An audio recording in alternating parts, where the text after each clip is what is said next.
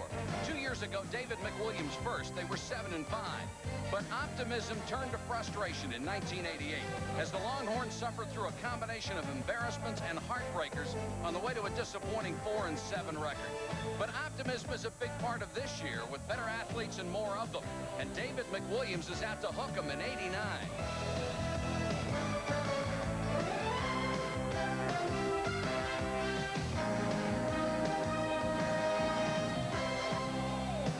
Fans are enjoying a rebirth of their program, highlighted by their 20-10 upset win over Nebraska in 1986.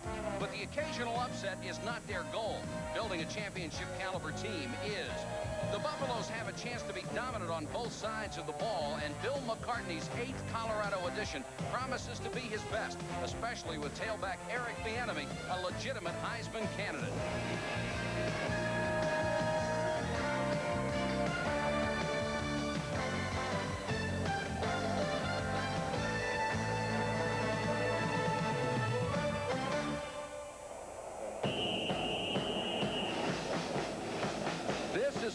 Field in Boulder, Colorado, home of the Buffaloes, and a crowd of 50,000 is here to see Colorado face the Texas Longhorns. Good evening, everybody. Mike Patrick along with Gene Washington, and it's great to have you with us on ESPN for Texas and Colorado.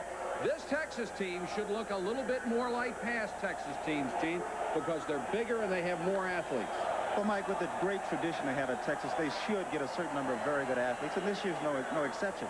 They have the Jones boys this year, both on offense and defense. On offense, it's a guy who is small in stature, 5'7", 144. That's Tony Jones, but he plays very big on the field. Over on the defensive side, they have a fellow who I call their vociferous leader, Brian Jones. He's from UCLA. He's a transfer, but he's a fellow that they need on their team. They have some good players, but they don't know how good they are. But Brian reminds them. He says, hey, we're very good. Colorado has built a team that should be a contender for the Big 8 championship, and if things go their way, maybe more than that. They haven't finished in the top 10 since 1971. But this is a team that has an awful lot of talent. You look at the quarterback position, and they have, in my opinion, the prototype quarterback. He can run. This is Darren Hagen. He can pass. He has good size. He brings that extra dimension that good college football teams have now. Now, you know, I'm an offensive player, right? I played in the NFL 11 years. I was a wide receiver, but I respect defense. There's an old saying, you entertain on offense, but you win on defense. And that certainly is the case here at Colorado, because on defense, they have some players. And the fellow who leads the way is number 96, Kanavis McGee, an outstanding outside linebacker, a player that the offense must find on every play, and you truly win on defense, and they have the defense to do the job here. We're in Boulder, Colorado. Texas and Colorado coming up. It should be a good one. ESPN's college football special, Texas at Colorado, is brought to you by the Longhorns, visiting number 14, Colorado at Boulder. And we have a crowd of around 50,000 people on a perfect late afternoon for college football.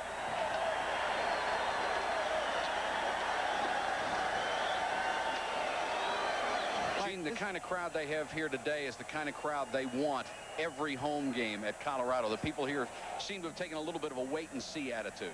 Well, I don't think they need to wait much longer. They have a good football team. Make no mistake about it. But you know the point that we raised a little earlier about their quarterback. I mean, they have a situation where they have a quarterback, and I have to tell you, with butterflies in that kid's stomach must be huge. First game here playing Texas, you know, he has to be excited. Now, the coach, McCartney, saying, just please calm down. Please calm down. There are probably a billion people in China who don't care about this football game. The one thing they will not do is put it in Hagen's hands early, trying to keep the pressure off of him. You see the series history, which doesn't mean a whole lot because they've only played 4 times, the last in 1975, and that was a bowl game in the Bluebonnet where Colorado lost to Texas 38-21. There's David McWilliams in his 3rd season at Texas, an 11-12 record overall, and he thinks he's on the verge of bringing the Longhorns back. All you have to do, Mike, is spend about 2 or 3 minutes with the coach, and you really get the sense that he believes in this program. And they stockpile some players. They're young, but they're a good team. They're young, but a year from now, they should be a very good football team. Mike Pritchard and M.J. Nelson deep to receive. That's Wayne Clements who will kick it away. Texas won the toss. They deferred their choice until the second half. Well, you know, Mike, that's not a bad not a bad option because, you know, in a game like this, when you're excited, you want that Colorado quarterback to touch the football in a hurry. They might get a turnover down there, right? I think that's a very smart call. Make the young quarterback handle it first. Bieniemy will also get a chance to handle it, though. Pritchard 6 yards deep, can't handle it out of the end zone, and Colorado will have to start from its own 20-yard line. The starting lineup is brought to you by Road Handler. And the man at the controls out of Los Angeles, California, Darian Hagan. The tailback, a Heisman candidate, Eric Bieniemy. The wingback, Mike Pritchard. The fullback, Kissick. There are the wide receivers and the tight end, Pirrick.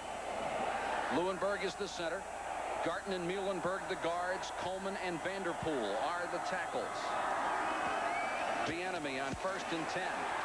Dragging tacklers with him out to the 23-yard line. Take a look at the Texas defense. Allen and Hackamack, he is huge, are the tackles. The ends, Steed, and pass rusher Oscar Giles. Linebackers, Duncombe and Curl. The middle linebacker, the transfer from UCLA, Brian Jones. The corners, Berry and Bierman. The safeties, Gunn and Stanley Richard, who was moved from corner where they wanted to play him earlier this year. It's a power I formation. Hagan on the option, and he'll keep. Wide open field. Hagan at the 50. He might go all the way. Richard from behind has him at the 3.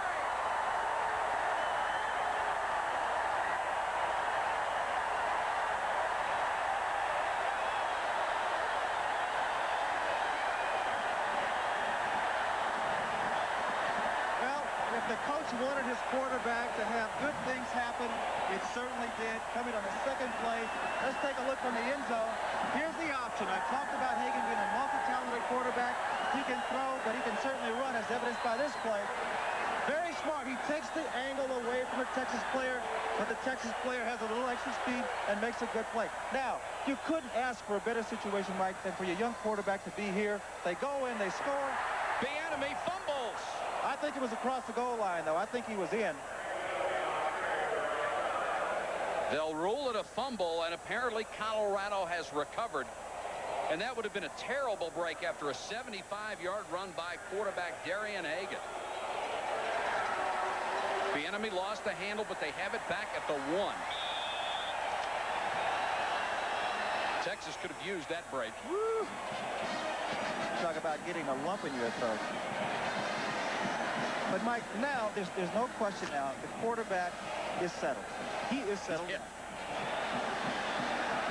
I would imagine they're going to run to their power to the right. Bieniemy, touchdown.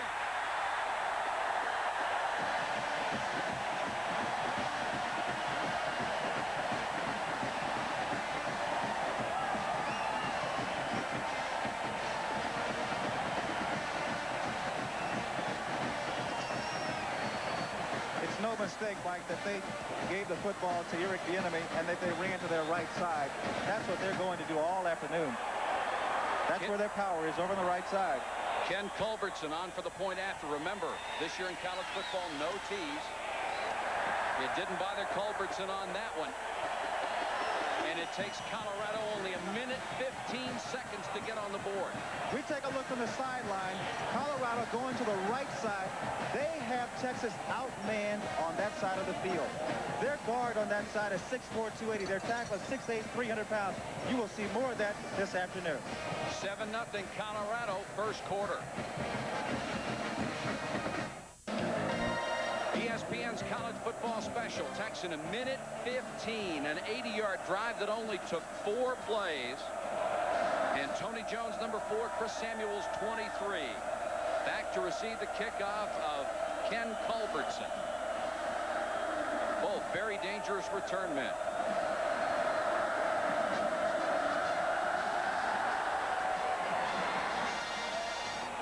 Samuels 4 yards deep. And Texas will have to start at its 20. Mark Murdoch, the quarterback, may throw it 30 times tonight. Chris Samuels and Deion Cockrell are the running backs. Tony Jones, the flanker. Johnny Walker, the split end. The tight end is Kerry Cash out of San Antonio. The tackle, or the center, excuse me, Todd Smith out of Richardson, Texas. The guards, Miller and Cephas. And the tackles, Cunningham and Stan Thomas. They are very deep along the offensive line for Texas.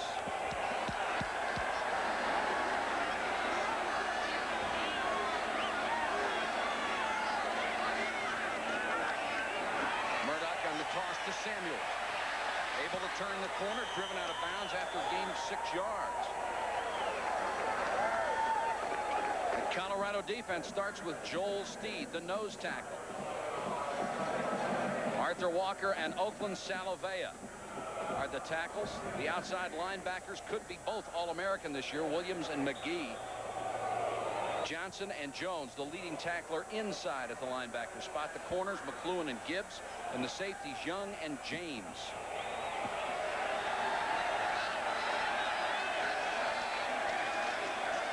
Cockrell, the fullback. One thing Texas wants to establish is the fact that they have a big back who can gain yards inside.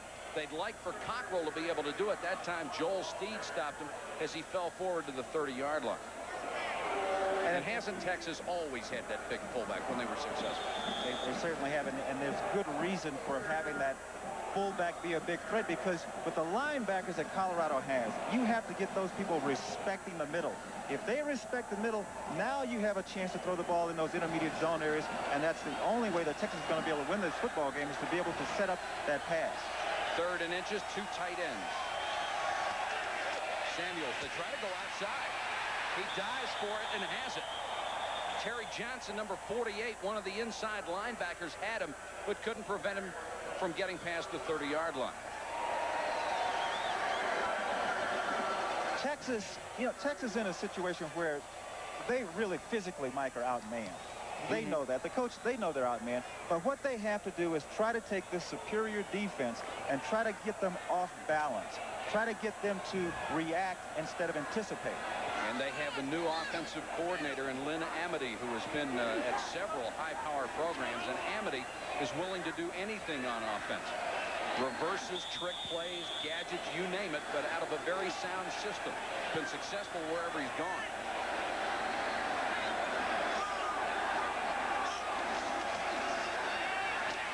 Murdoch under pressure. He's not very fleet, but he got out of trouble and completes it. Got Kerry Cash, his tight end, up near the 40-yard line. We're going to see something from Texas that I don't know if they've ever done. And you see it a lot if you watch pro football. If you watch the 49ers play, you'll see a lot of motion. You'll see a lot of formations. And what they do is the quarterback gets away here. Now what happens is that he gets himself in a position just to deliver the ball downfield. What we didn't see on the screen was the motion. They're trying to create situations. They're trying to create mismatches. They want the defense to say, oh, they got all these things going on. Let's sit back and see what they do. They're trying to put Tony Jones in a position where he can get the football. He is their big play guy. They must get it into his hands. They must put the football in his hands by handing off or throwing short passes. They'll bring Jones to the near side this time. Murdoch gives it to Cockrell. Had a hole, gets 3 or 4 up to the 47-yard line.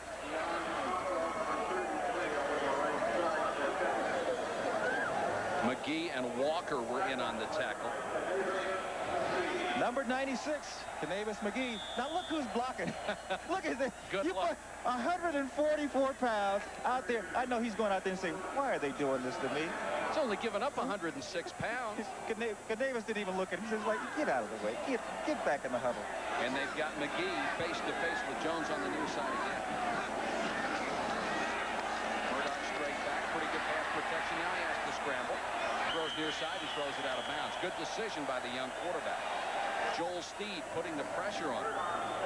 One thing Colorado is encouraged about this year is their front three, Walker, Steed, and Salovea, have all gained about 25 pounds apiece. They're going to be stronger against the run, and they hope rushing the passer. If you're going to win the Big 8, you must stop the run. And Coach has brought players here who stop the run first. You know, forget about people outside of your conference. If you're going to win in the Big 8, you have to stop the run. 3rd down, 5 yards to go. 3-man rush against Murdoch.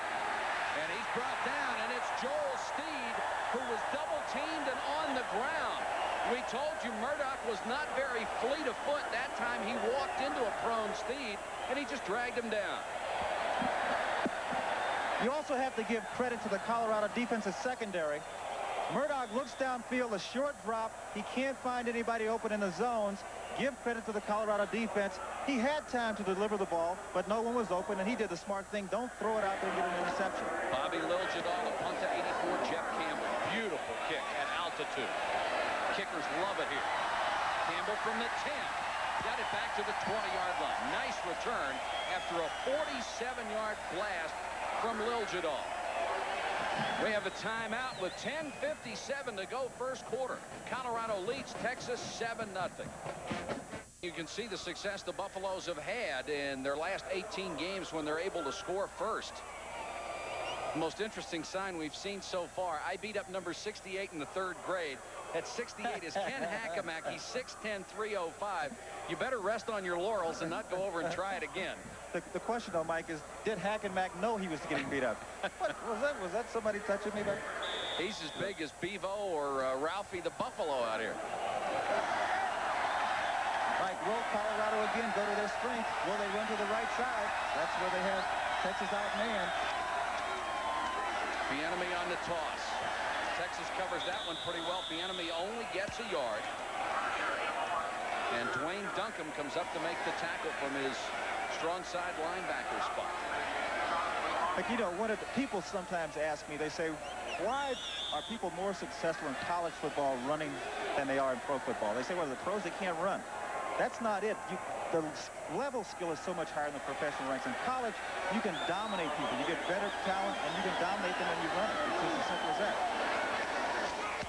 2nd and 9. Hagan running the option again. Cuts it back just like he did on the 75-yarder, but didn't have any success because Oscar Giles was right there, number 95.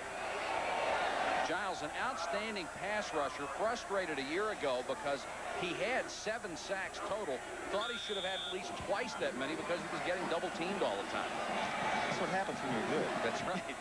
You get double-teamed. People pay attention to you. Play you a nice deep zone. Okay, first real obvious passing situation. The coaches have said that this fellow has a good arm. We will find out. This is a 2 out of 6 in his career. Hagan on the roll. Great effort over there by Mark Steed, the left end. Steed chased down the faster Hagan, got a hand on him and wouldn't let go. Mark Steed does an outstanding job of breaking away from the blockers. Number 87 gets a hand on him, and as you said, you know, see, this is a big play for Texas. They need to have something good happen because, let's face it, these fellas have a little doubt in their minds. Look at last year. They got players injured. It's like, what's going to happen next? And look at the first series. They were burned for a 75-yard run. You're right. It was a big stand for them. They need a big play here. They need something good for them to happen. They just psychologically need to get on the right track. They have people.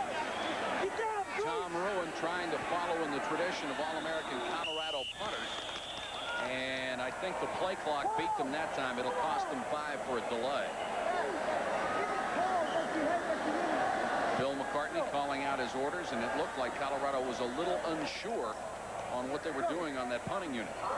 Mike, you know, this situation brings up something that is so very important in football, whether it be college football or pro football, and that's field position. Football is a game of field position. Texas now has Colorado backed up.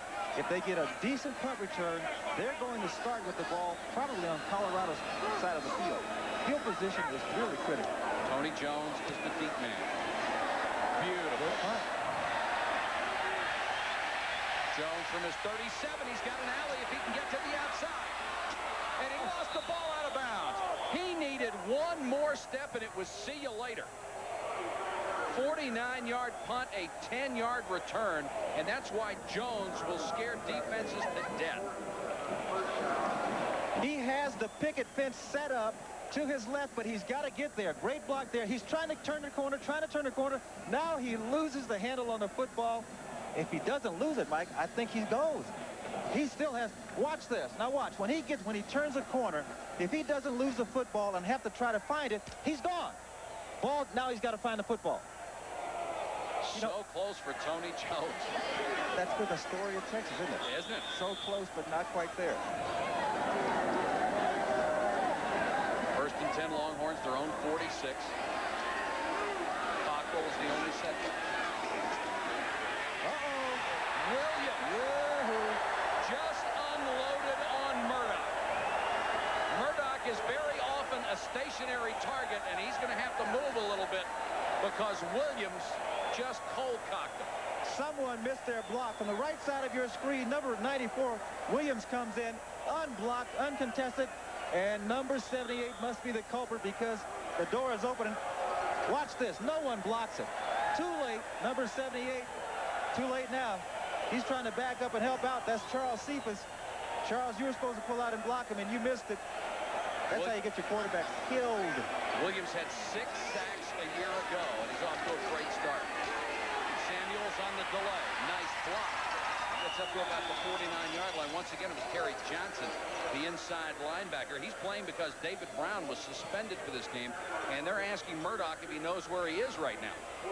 Well, he got completely blindsided. You know, it's one thing to tell a quarterback, be aware and pick up a blitz. That really wasn't a blitz. That's a man who comes a lot.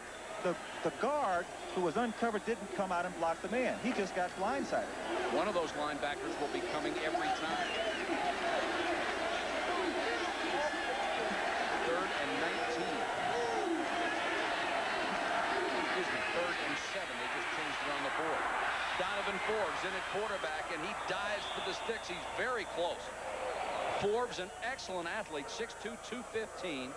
A senior is coming off a spring knee injury. He's waited his entire career to really get a shot at Texas, and this may be his year, especially if Murdoch falters. They will measure for the first down.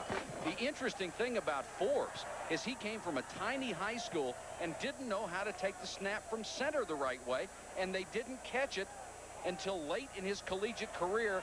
Finally, now he knows how to take the snap from center with one hand over the other so the ball doesn't bounce away.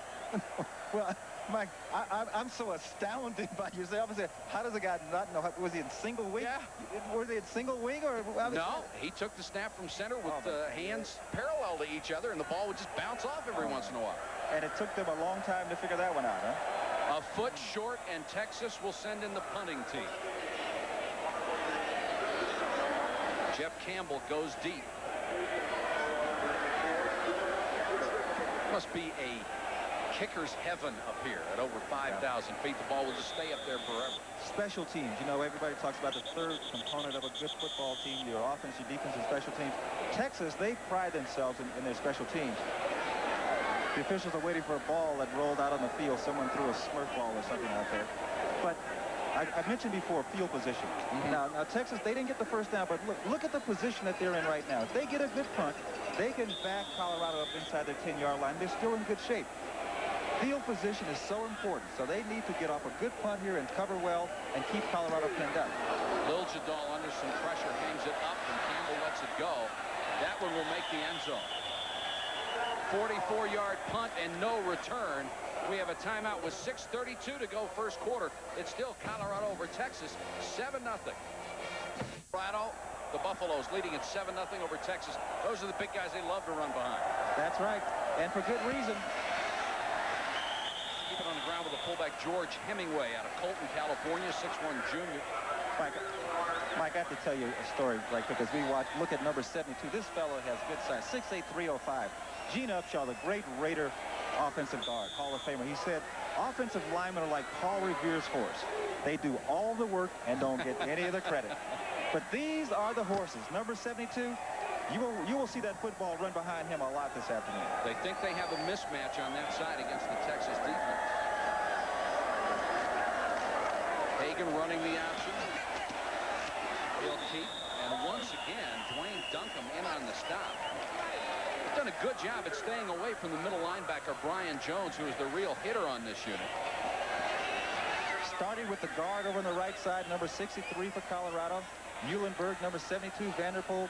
These guys are big, they're agile, and they're going to make Texas stop the run on the right side. They're going to say, fellas, we're going to run over here until you stop it. And then as Texas makes adjustments, then they'll come back with an option or counter play the other way. Got some good run support that's out from Grady Cabney. First down and more as Colorado takes it out to the 34-yard line, and Bieniemy running very well. It took Stanley Richard and Lance Gunn coming up from the secondary to make the stop. Bieniemy is really one of the outstanding cutback runners in college football. He has really terrific balance. But again, the key here is going to be the offensive line. There's the block, number 62. He comes in and gets a good block. That's the left guard. Bieniemy just comes, he gets that football and he looks for the hole and finds the open spot. There's a Hagan on the keeper again, across the 40 to about the 43-yard line. Give him a gain of 8. He is very, very quick. When he was recruited, he came in and said he was going to break all of Jamel Holloway's record. He since toned it down and fitting into the offense a little more. Look at the size of this line. That could be the Raiders offensive line or the Rams offensive line in pro football. Look at the size of these people. 6'8", 305, 280, 246. And so far they've gained 101 yards. Hagan has 85 by himself. Hemingway, big shot as he got just back to the line of scrimmage. Rocky Allen, the defensive tackle, number 89, was right there to get it. He moved the line of scrimmage, as they say. He did what the tackle was supposed to do. He made the action happen back in Colorado's deep offensive area. Third and short. Now, this is a situation where if you've been running the football well, this is, as a receiver, this is where I want to fake it into the line and put it up. You have to respect the run, right? Sure. You have to respect it. Now, if you're conservative, you go for it to get the first down. But if you take a chance, fake it in there and go for the big one. Flanagan is the tailback. He has the football and the first down. Ackermack got him around the knees and brought him down at the 47-yard line. Flanagan, a very fast back, better than 4.3 speed. When he's had a chance to play, he's had some big gains in this offense. Mike, he is a burner. He's out of Los Angeles. I've followed this kid through high school. Everyone wanted him. He has the Bo Jackson kind of speed. As O.J. Simpson said, he's got warp speed. Right now, he is playing a backup to Eric Bieniemy, who is certainly a legitimate Heisman Trophy candidate. Pritchard in motion. Hagan gives to Bieniemy. Not that time. Brian Jones, the middle linebacker. The guy who came to Texas as a transfer, they gave him number 60. Number 60 was worn by Tommy Novus, all the other great Texas middle linebackers. Does a good job of reading. He sees the action, jumps up in the middle. He has the speed and quickness to do that.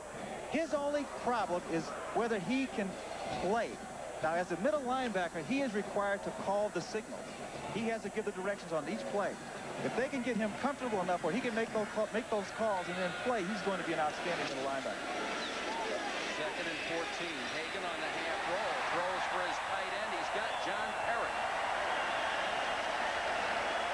Parrott caught only 4 passes all of last year, and he was the starter. They have not used their tight end very much. Well, there's no mistake. He is, first of all, a blocker and secondarily a receiver. But this is what happens when you keep pounding at people. The linebackers have to come up. They have to come up to support the run. You draw them up there and just throw the football behind them. 3rd and 2 for the Buffaloes, already leading 7-0 over Texas.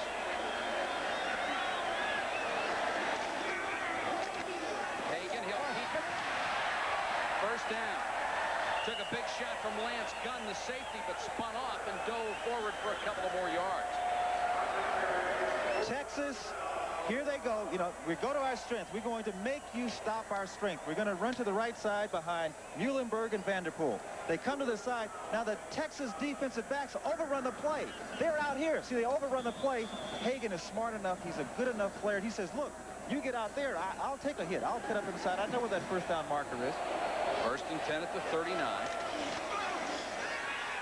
Hagan wants to throw. Near side has Pritchard. Pritchard to the 20-yard line. Paul Bierman, the corner, made the tackle.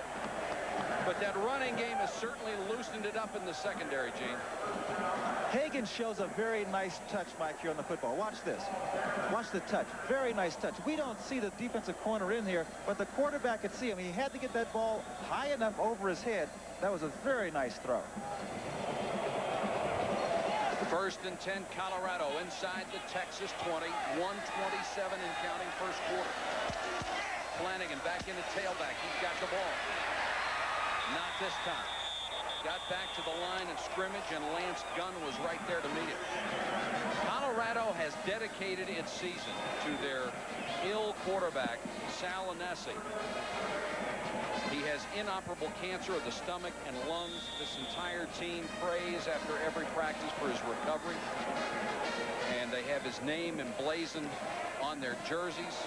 And it's been a very emotional roller coaster ride for this ball club. They want to win for them and for him. Hagan looked like a busted play, but he gets it off to Hemingway. Hemingway forced out of bounds at the 8-yard line.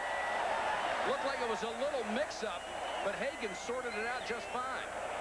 Mike, again, play action. When you run the football, the linebackers must respect the run. There, play action, the counter, draw the linebackers up, get those backs out there, and the linebackers have to start chasing them. Colorado has a really well-designed game plan, and it's those people, it's those Paul Revere horses up front that are making it work. Hagan, 3 passes, completed them all for 42 yards. He's rushed for nearly 100. Hemingway took a shot from 94 Todd Hunt, the redshirt freshman who weighs in at 270, as Texas has a lot of its second-team defensive personnel on the line right now. I've been on teams that were 2-14. So I've been on teams where things psychologically don't work for you. You know, Texas is in a position right here, Mike, where if they don't do something, you know, I mean, it could go downhill in a hurry. They need some kind of big play. They need to do a blitz, do something, try to turn things around, change the momentum around a little bit. 14th play of the drive. Hagan throws. Touchdown, Hemingway.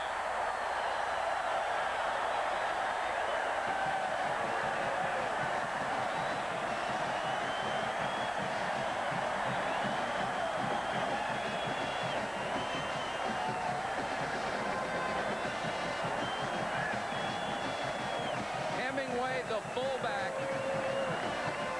a tight end a couple of years ago in an emergency situation. He can catch the ball. Culbertson will try to make it 14-0. And does. The 14th-ranked Buffaloes, with a beautifully executed drive, go on top by 2 touchdowns. Mike, when you have the horses up front blocking like Colorado's line is doing, it forces people to respect the play-action pass, and this is the result. If there's any question about whether they can throw the football, I think it's been answered. There's also a Texas secondary burned very badly last year, and that time again. Mom, what's rocket fuel made of? Look it up, dear. Look it up, dear. Stay tuned for a free offer from Encyclopedia Britannica. Come taste the adventure. Come reach to the sky. Come feel the excitement of who, what, where, why. Open Britannica. Explore and you'll find that living the moment can capture your mind. To find out more about Britannica for your child, call toll-free 1-800-544-1000.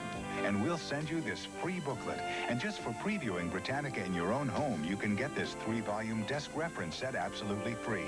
So call this number now. There's experience for a lifetime in Britannica. Call now.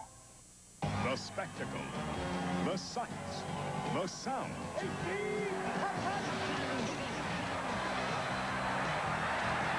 The fall colors are spectacular on ESPN's college football. Touchdown! Holy cow! Florida State has what it takes to battle for the national title, but Clemson could derail the Seminole Express on College Football Saturday, live on ESPN. Colorado leading at 14-0 as we start the second quarter. The Buffaloes to kick off. Chris Samuels and Grady Cavanis, 23 and 21, are deep.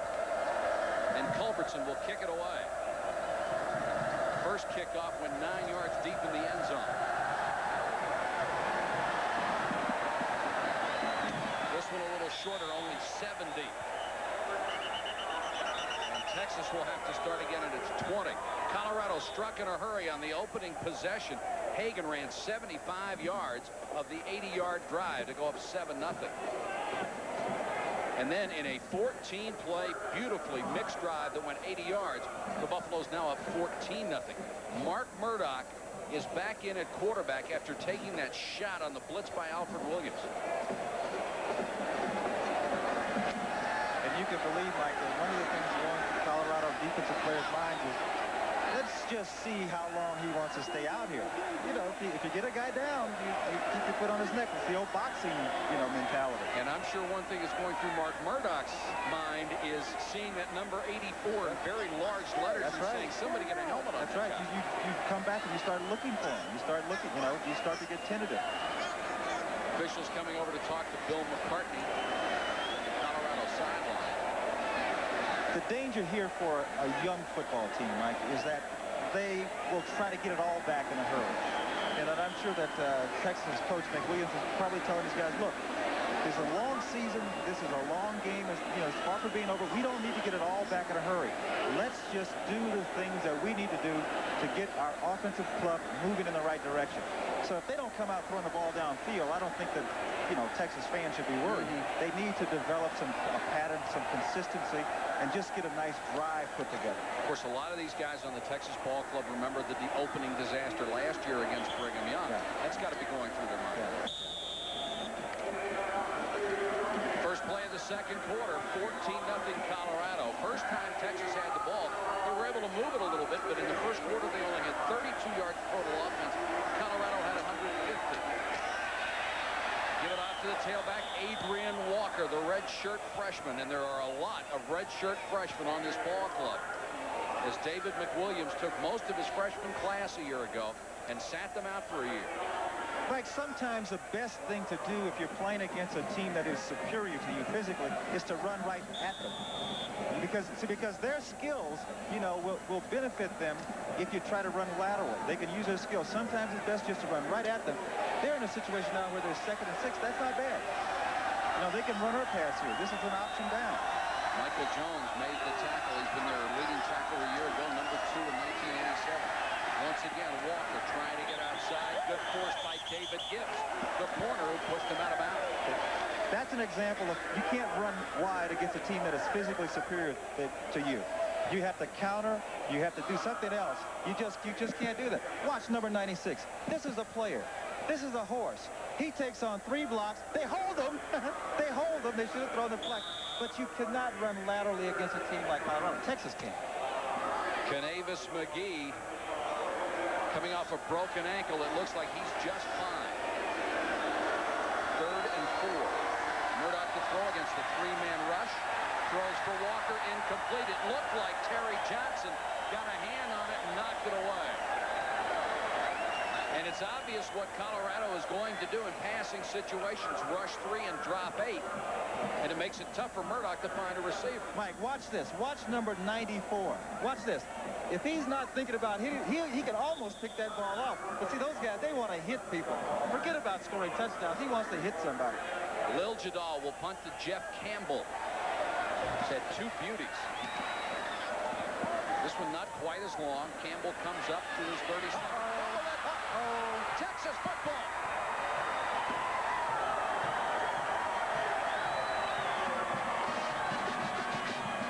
Jeff Higgins, number 31, a backup linebacker, recovers for the Longhorns.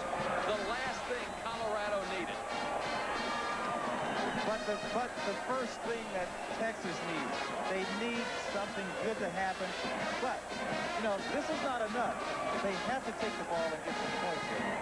Whether it's a field goal or a touchdown, they must convert this opportunity into some points if they're going to get back in this football game.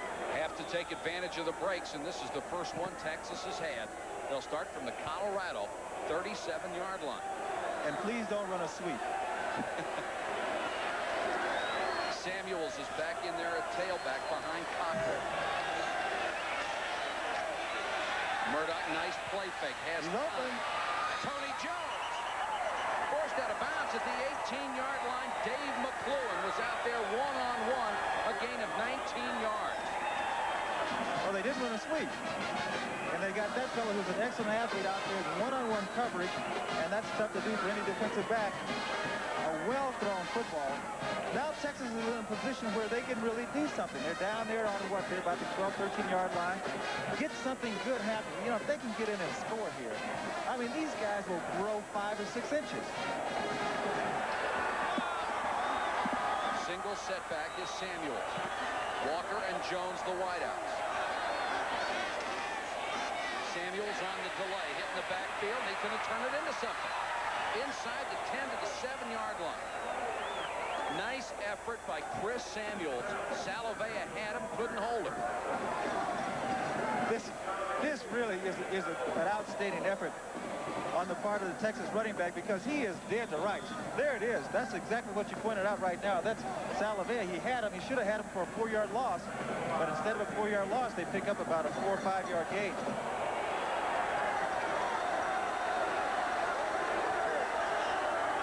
Second down inside the 10. They need to reach the 3 for the first down. Samuels again. Gets only to the 6.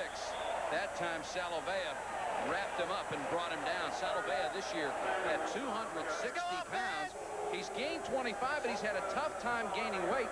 He's a native Samoan, and he doesn't like American food that much, so he can't put on weight. It's the first football player I've seen that can't eat enough. Doesn't like cheeseburgers.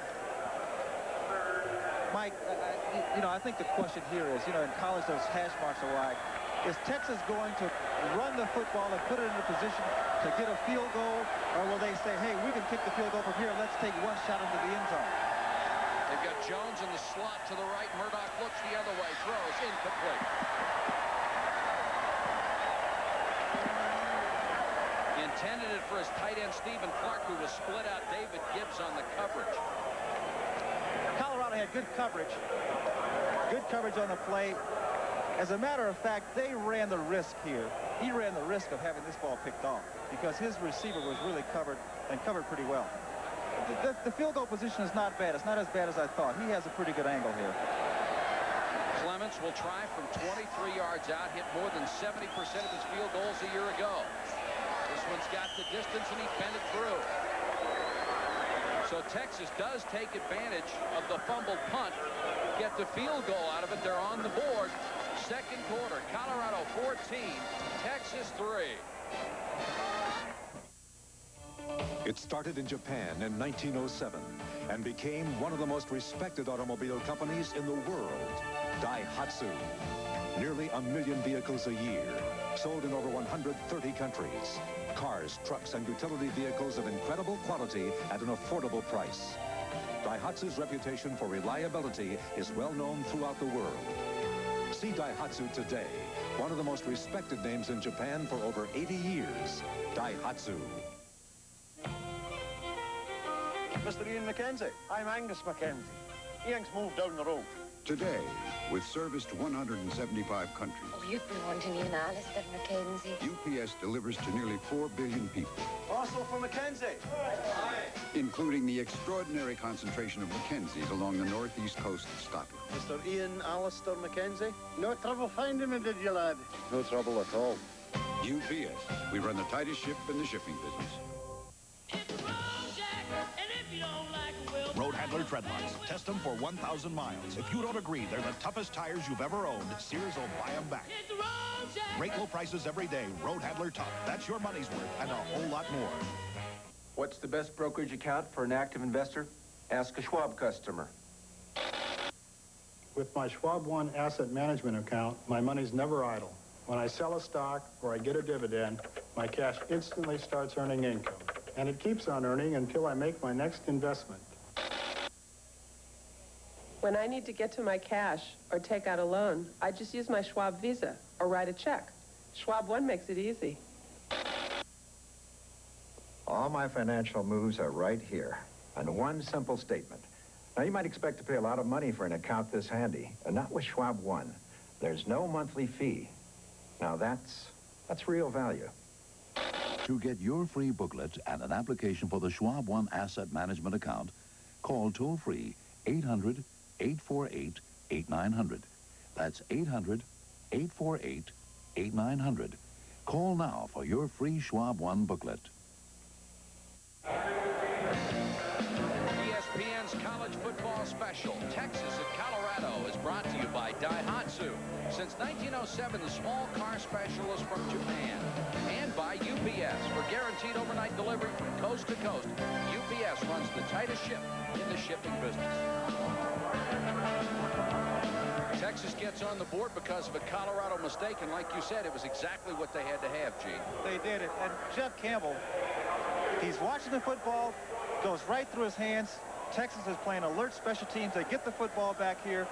They get in and they get some points. They got 3, but they got some points and they got on the board. Now, Mike, this is the key. Will they translate that success into good coverage? Will they play good defense from this point? You know, the whole thing could swing back according to what they do from this point on. Will they be aggressive? Will they cover well? Nelson from the 9. Ooh. He's got a seam. Nelson all the way to the 45-yard line. A 37-yard kickoff return.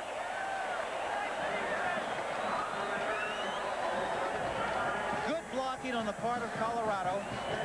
Good running on the part of Nelson. But Texas, Mike, see, they needed to come down here, and they needed good coverage. Now they've lost the momentum they gained with the field goal. You know, it's consistency. To be a good team, you need to be consistent. Play after play after play. Hagan on the option to Bieniemy. Fumble. Uh-oh. Texas couldn't get it. Bieniemy coughed it up as Curl was out there with some excellent defense along with Lance Gunn. And there was a big break for Colorado because the ball went out of bounds. Bieniemy goes up to hurdle over the man, and not knowing it, he gets hit from behind, and that's when he's sort of surprised and gets you know, the ball knocked out of his hand. Mike, let me tell you what I would do since I have the microphone. If I'm Texas, I'm going to say to Colorado, you're not going to beat me running the football. I'm going to put 8 men on the line of scrimmage and make them throw it. Bieniemy only 10 yards, 7 carries. He's got it again. Once again, Curl was in on the stop, the weak side linebacker. He's only 202 pounds. But they like his big playability, and Boone Powell, number 56, helped him out on the last one. The point I was just making there was a situation. You were in Washington. You know, remember the Redskins? They ran the ball. They just killed everybody. Remember when they went to the Super Bowl against the Raiders? The Raiders said, no, you're not going to beat us running it. We're going to make you throw the football. I think Texas should do this. If they just sit back and play vanilla defense, they're going to get beat up. They have to make Colorado throw the football. Bring those people up to the line of scrimmage. 3rd and 3. Flanagan is the tailback. He has the ball. There you go. Absolutely nothing. They came hard. Mark Sneed, number 87, was the first one there, and they did exactly what you said. Make them throw the foot. If you're going to beat me, if you're Mike Tyson and I got to fight you, I'm not going to let you break my ribs. You're going to have to catch me. You know what I mean? If I'm Mike Tyson, you're in trouble. I'm in trouble anyway. You're right. That's right. That was not a good example. I take it back. Samuels will go deep to receive the punt as Colorado will have to kick it away on 4th and 4. Ruin.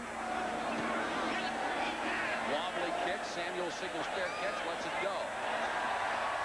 And it just made the end zone. 10 minutes, 48 seconds to go. Second quarter from Boulder, Colorado. It's the Buffaloes over the Longhorns, 14-3. It's always been easy to take Jeep off the road. Now it's easy to put Jeep on the road. Announcing the National Jeep Sale. Get $1,000 cash back on Jeep Cherokee, the only domestic vehicle in its class with 4 doors. Get $1,000 back on Jeep Wagoneers, up to $750 back on Jeep Comanche, and get a great low price on Jeep Wrangler. So why buy an ordinary vehicle when you can own an American legend? Don't miss the National Jeep Sale, now at your Jeep Eagle dealer. Your life is changing, and State Farm is there. I'm State Farm agent Jim McConnell. Terry Saylor's life insurance started out pretty simple. Then there were 3 children, 2 new mortgages, a big job promotion for Terry, and for Mrs. Saylor, a life plan of her own. 7 updates in just 6 years. State Farm agents are there to start you out with life insurance that works for you. And like a good neighbor. And we're there to keep it working for you.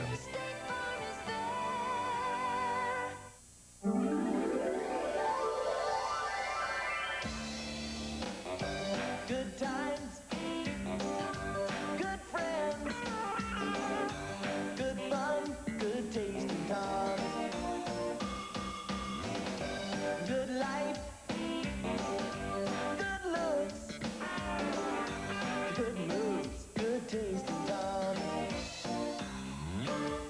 Good tasting times. Road Handler treadlocks. Test them for 1,000 miles. If you don't agree they're the toughest tires you've ever owned, Sears will buy them back. Great low prices every day. Road Handler Tough. That's your money's worth and a whole lot more.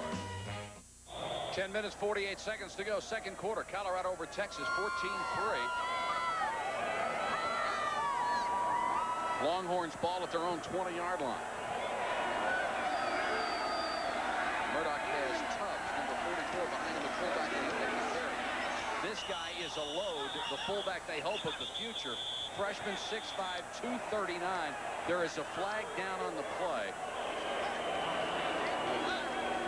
Thrown in the secondary. Appeared as though it was a late flag, and I think they're going to accuse one of the Texas linemen. It's going to accuse one of the Texas linemen of blocking after the play, I think. Stan Thomas, number 51, was downfield saying, I didn't do anything. But he's going the other way. Here's the call. Dead ball. Yeah. Personal foul. Offense. It will be second down. I think one of the linemen was going downfield, didn't know his man was tackled and blocked after the play was over. I think that's probably what happened. And it cost them the down and the yardage because it came after the play. They spot it now at the 12. So it's 2nd and 18 for the Longhorns. This is the area you don't want to make a mistake. Even though you're down 14-3, you can't get greedy. This is where you run your draw plays, or don't turn the ball over here. Walker. Whoa! Across the 15 to about the 17-yard line before Colorado converges on him that time. Bruce Young up from the secondary along with Joel Steed, the nose tackle. Coming up Thursday night, 8 o'clock Eastern, Washington State against Brigham Young. Tim Brando and Vince Dooley will be calling that game for you. Of course, Dennis Erickson, the Washington State coach, left for Miami, so the team in a little bit of transition. BYU coming off the 1988 Freedom Bowl win. That's at 8 o'clock Eastern, Thursday night. Texas has changed their offense. They've opened it up, but I don't think they're going to open it up so much that they'll throw the ball downfield here. I think they have too big of a risk. 4-man rush. Murdoch can't get rid of it. Canavis McGee, number 96, gets the sack along with Alfred Williams. They fought both of their big outside linebackers. I hate to second-guess people, but I will. I think, you know, in this situation where you have so long to go for a first down, that, you know, maybe you think in terms of gaining some yardage, and you have a good punter, you get the ball out of there. Now they've backed themselves up, and they're, 10-man front, they almost got the block. What a job by Liljadal just to get rid of it, and look at the roll he's got. That's that new AstroTurf. That's a great punt. What a job by Liljadal. He was dead. Faked the punt, stepped forwards, and kicked it 63 yards. But they, you know, that's the kind of punt they should put an asterisk by. Kicked it 20 and rolled 43. Nonetheless, it got 63 yards out of the field. And you're right, he did do a good job of just getting it away. Colorado, for the first time, showed a 10-man front, and they came hard. If he kicked the ball, he'd have had it stuffed.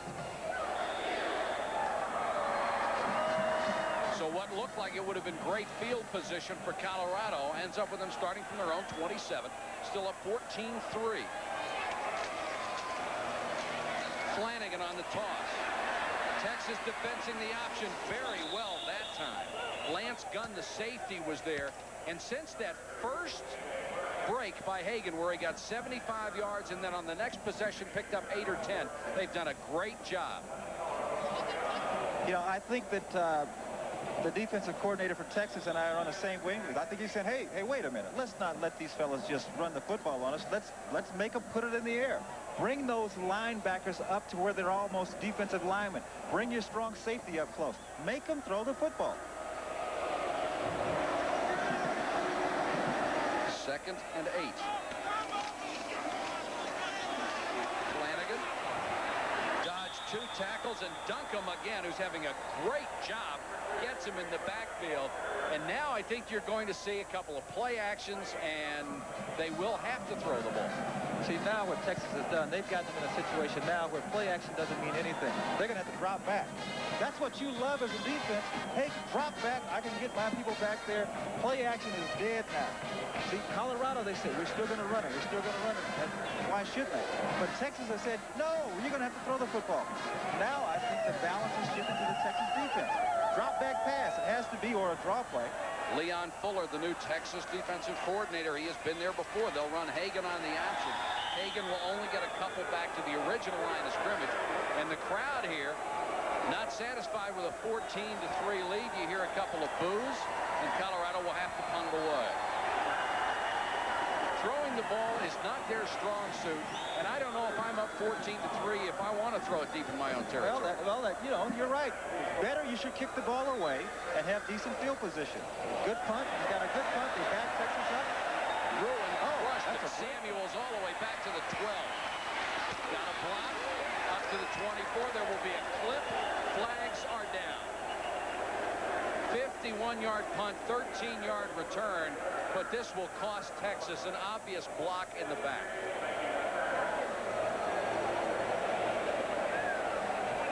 Mike, I think what Coach McCarthy from Colorado is saying is, look, I'm up 14-3.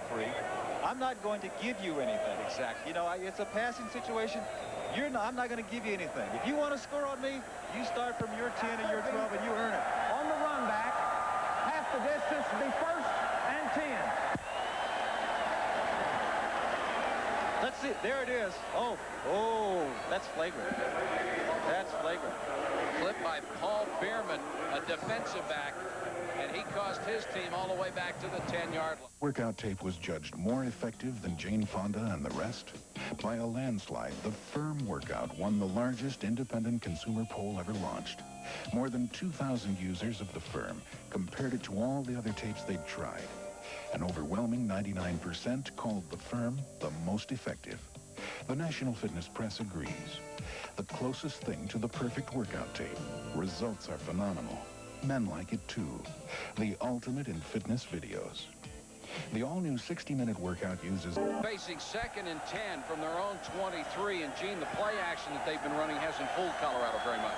Now, their quarterback supposedly can drop back and throw, and I think that's what they need to do. They need to use that big offensive line, drop back, and try to move the ball down the field through the air. It's exactly what they did. Murdoch unloads, complete to Kerry Cash at the 45-yard line. You have a phone line to the sideline or what? But you know, you talked about it. You talked about their big offensive line.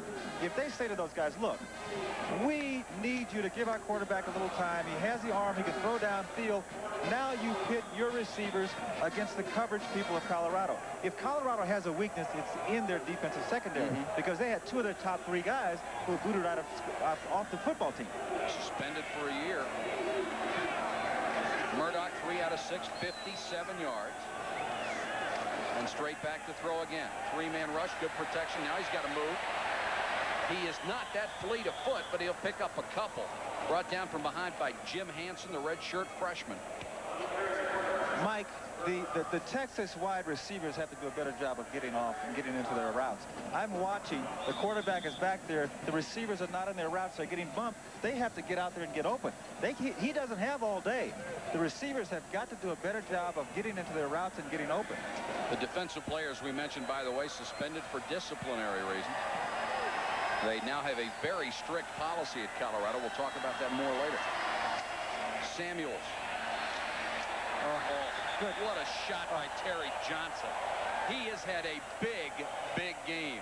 He's playing in place of another suspended player, David Brown, who was suspended for this game only. What a shot by Johnson. You know, these players are disciplined players. They have agility. Watch number 48. He is what we call the fundamental football position. Boom. Legs bent, head up. That's what happens. You know, these guys, you can't, they're good. They're too good to run the ball against, but you have to run it every now and then just to get them to respect you. But if Texas is going to do well, it will be through the air. 3rd and 5 for the Longhorns. They played very well in the second quarter. Watch the blitz. No, they drop back. There he is. He's open. Jones couldn't catch it. Excellent coverage over there by Bruce Young, who is a 25-year-old safety. From my hometown, from Long Beach. Bruce Young out of Long Beach, a fellow who went to junior college, I believe, and then went to the service for a few years. There he is. Jones' ball is you know, he could have had that ball. Should have made the catch there. I thought that ball was overthrown. He should have had that one. Texas on 4th and 5 will have to punt it away. What do you think's going through Jeff Campbell's mind? 10-man rush again. Roosevelt just off and crushed it. Had a 10-man rush coming again. Liljadal that time didn't have to fake it, had the time to unload. It is 14-3. If you just joined us, Colorado dominated early, but Texas defense has done the job here in the second quarter. The Buffaloes have not been able to move the ball, and they have done exactly what you suggested earlier. They're playing run and playing it hard. Well, you know, and Mike, I think what they're saying to Colorado is, look, if you're going to beat us, you'll have to beat us with your weak suit, which is throwing the football. Now let's see.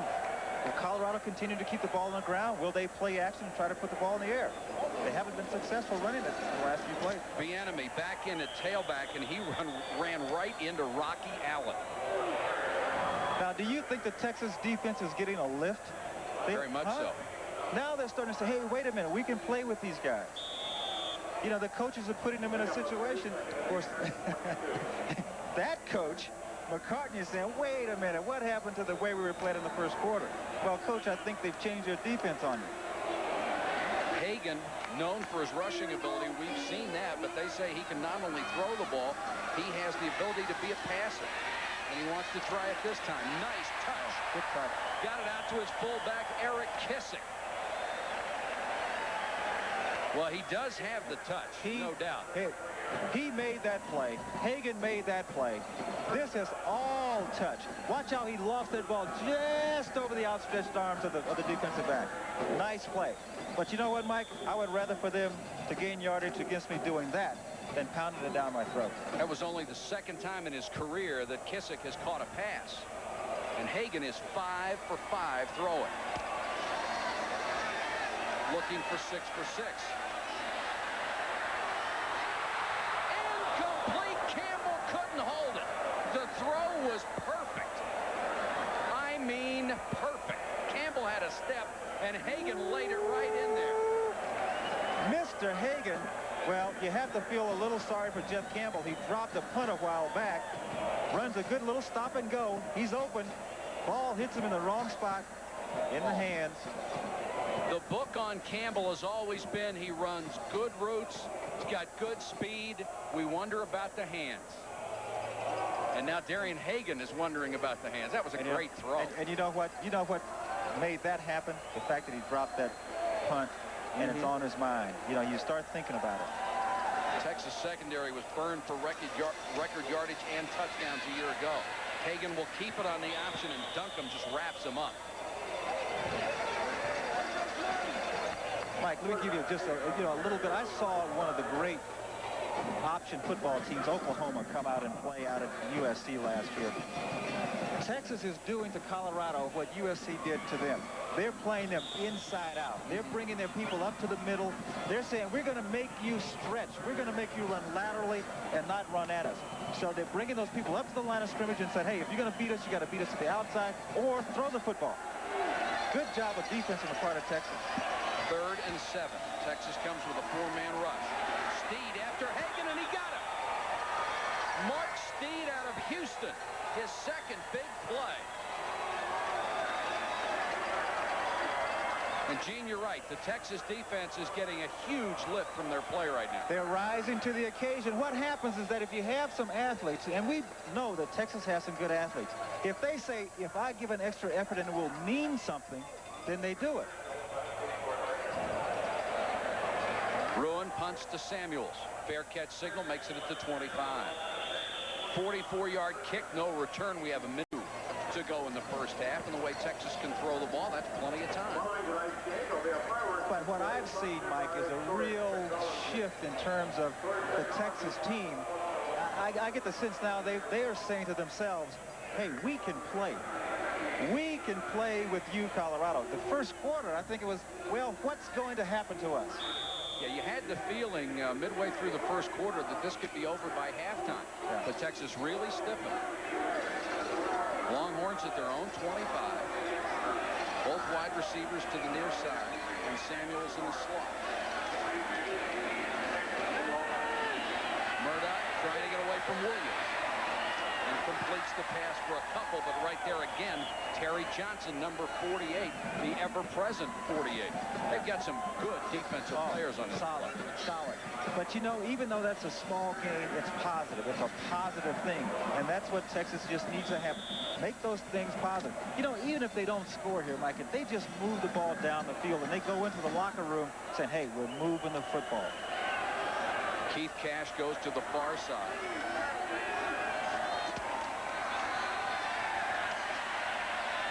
Murdoch throws complete to Samuels. He's on the ground, takes a late hit, and the flag goes down. Canavis McGee had the man right in front of him on the ground and really made a big mistake. He went ahead and took a free shot when he shouldn't have. He projected himself into pro football, you know, where, you know, the man has to be touched. As a matter of fact, I thought it was okay because I'm thinking about pro football. But in college football, once you're down, the play is dead. He's liable to project himself to the sideline. Crowd doesn't like it, but that's a good call. Yeah.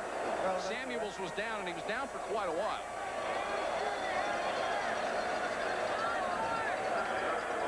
Canavis, you're not in the NFL yet. Not yet. He will be. Now, all of a sudden, though, we have a different set of circumstances here. We have a minute and 10 to go. Now, all of a sudden, Texas is in a position to where they really have a legitimate shot of scoring at least a field goal. They are at Colorado 48-yard line.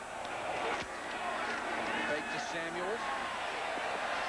Murdoch with a great throw complete to Johnny Walker. 28-yard gain on the numbers again. And given time, Murdoch can throw it. Well, they certainly demonstrated it here. They have Colorado in a situation where Colorado's not going to let the players get behind them. This affords Texas an opportunity to throw the ball in front. There you see the cornerback from Colorado. He cannot let them behind him, so that does open up that intermediate area. Texas within field goal range. They're at the Colorado 20, 54 seconds to go in the half. Delay to Samuel. Good call. 15 cuts it back down to the 13-yard line. Nice play by David Gibbs playing off the block and making the tackle. Texas uses its second timeout. The Longhorns have one left. Colorado has all three. Coming up at halftime, we'll give you all the baseball scores and the highlights. Highlights of the U.S. Open tennis tournament. And a look at Salinesi, the courageous quarterback who is suffering from cancer of the stomach and the lungs, inoperable, goes through treatments every day. Chris Fowler will have a very touching look at him and what he means to this Colorado football program and the entire university. It's an inspiring story. Mike, I think there's a lot on the line right here in terms of the psychology of how they go into the locker room. I think it's most critical that Texas comes away with points here. Points. They need to come away with points. You know, sometimes I will get conservative. You know, maybe they should run the football, set up the field goal. Instead of taking a chance and getting an interception, then they go into the locker room with their heads down. I think they've made a beautiful drive here, but I think it is imperative that they come away with points. Oh, the big thing about Murdoch, they are very confident in his ability not to make the mistake. Texas down 14-3, but driving. 2nd and 3 from the 13-yard line.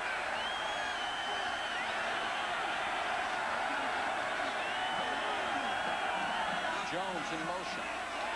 the guy they'd like to look for. Over the middle, almost intercepted. It hit Joel Steed right in the chest. What did we say about big mistake? That ball beat up Steed. Beat him up, ball. It got there in a hurry, didn't it? But I mean, that's an example of it. If he catches that football, I mean, it's over with. Good thing I'm up here and I don't have the pressure of calling plays. 3rd and 3, 41 seconds to go in the half.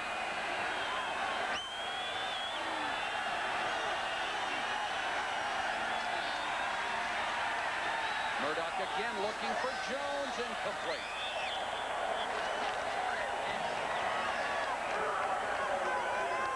And here comes the Texas field goal team. They will settle for 3.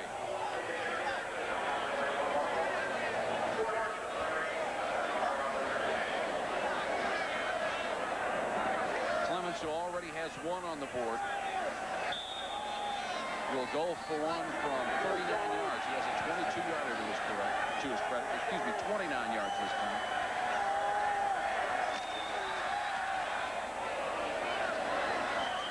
And it's perfect.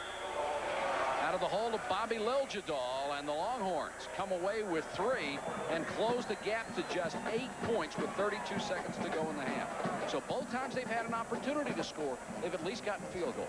So, you know, they can go into the locker room, you know, with their heads up. They go when they're only 8 points down, and they can go and they say, look, fellas, hey, we got the football, we moved the ball down the field, we know we can score against this team.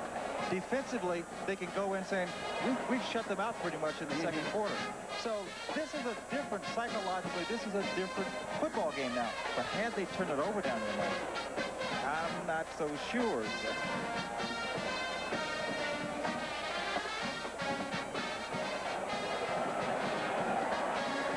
Coming up at 8 o'clock Eastern on Friday, the 10th anniversary special of ESPN. A look back at the first 10 years, vintage tape of some of the great moments that we've had.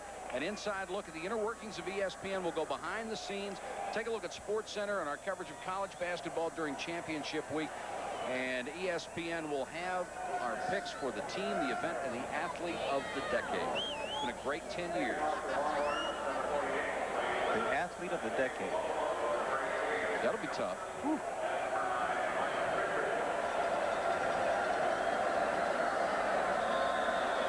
Clements to kick it away. Pritchard and Nelson are deep. Low line drive. Nelson at the 10.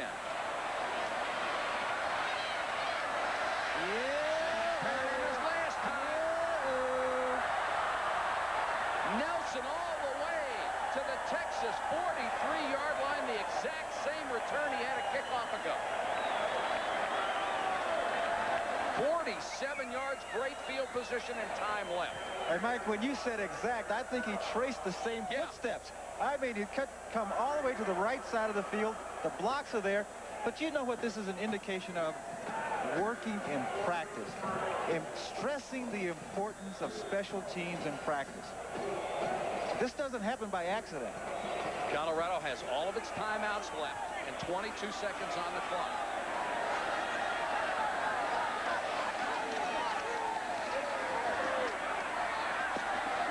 Hagan throws. Looked like that ball was tipped and it's incomplete. Get good protection from the line that time. Mike, the one thing, though, about a quarterback like Hagan, and you can see his size relative to the other players, even though he has a strong arm, he cannot see down the middle of the field if you get pressure. And the ball gets tipped there, even though he has that strong arm. If I'm Texas, I want Hagan to be in the pocket throwing the ball because he will not be able to see certain things. He needs to get outside so that he can, you know, that height, that disadvantage doesn't become a factor. Plus, if he's throwing from one side of the field to the other, there's a very large crown on this field. It makes it even more difficult to see. Over the middle, batted down again, and Duncombe was right there. The senior linebacker out of Austin, Texas, who's had a big defensive game, almost picked it off. I like the way that the Texas defense is playing in terms of they seem to be playing smart. You know, they seem to be playing like winners now. It's not like, well, let's see what happens to us. It's like we are going to affect the action. You know? You know, we talked about the tradition with this program, Exactly. Texas. Colorado uses its first timeout, 12 seconds to go in the half. And they want to go to the sideline and talk it over.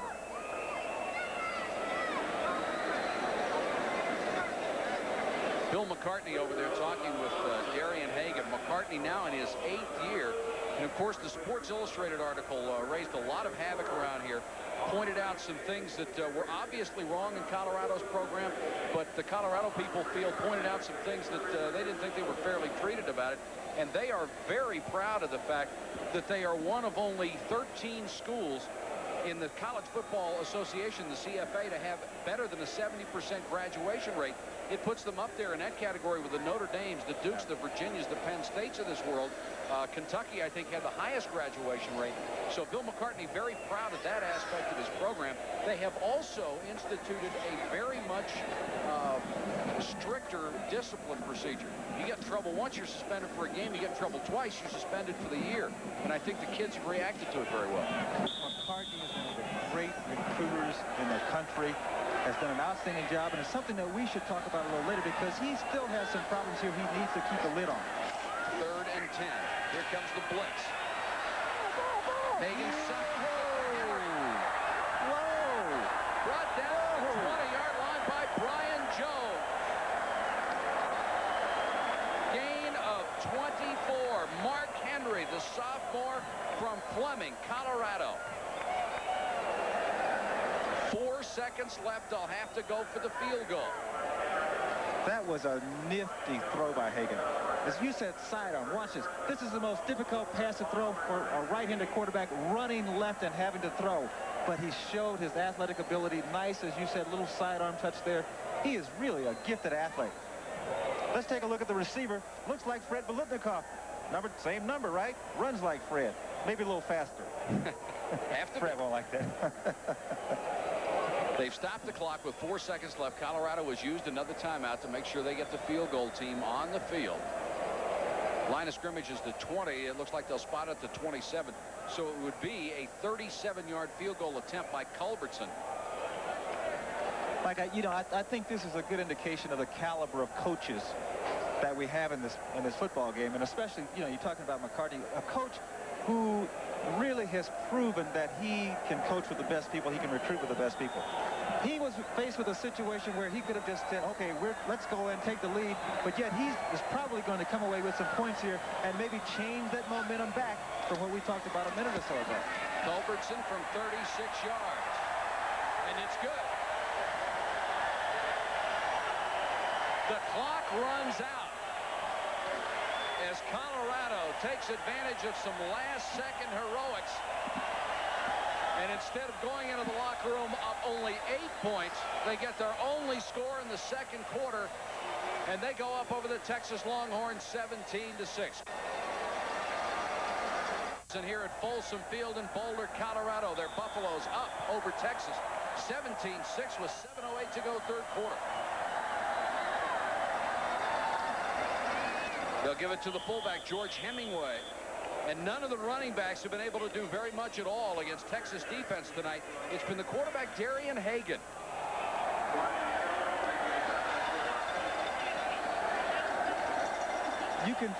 That is a good example. That little exchange there. The Texas players are saying, hey, well, you're not going to push us around. That's over with. That's a good example there. You can see the feistiness of the Longhorns coming out.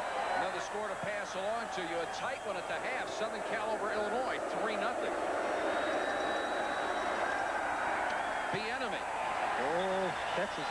And this has not been a Heisman show for Bieniemy. Todd Hunt, number 94, had him in the backfield.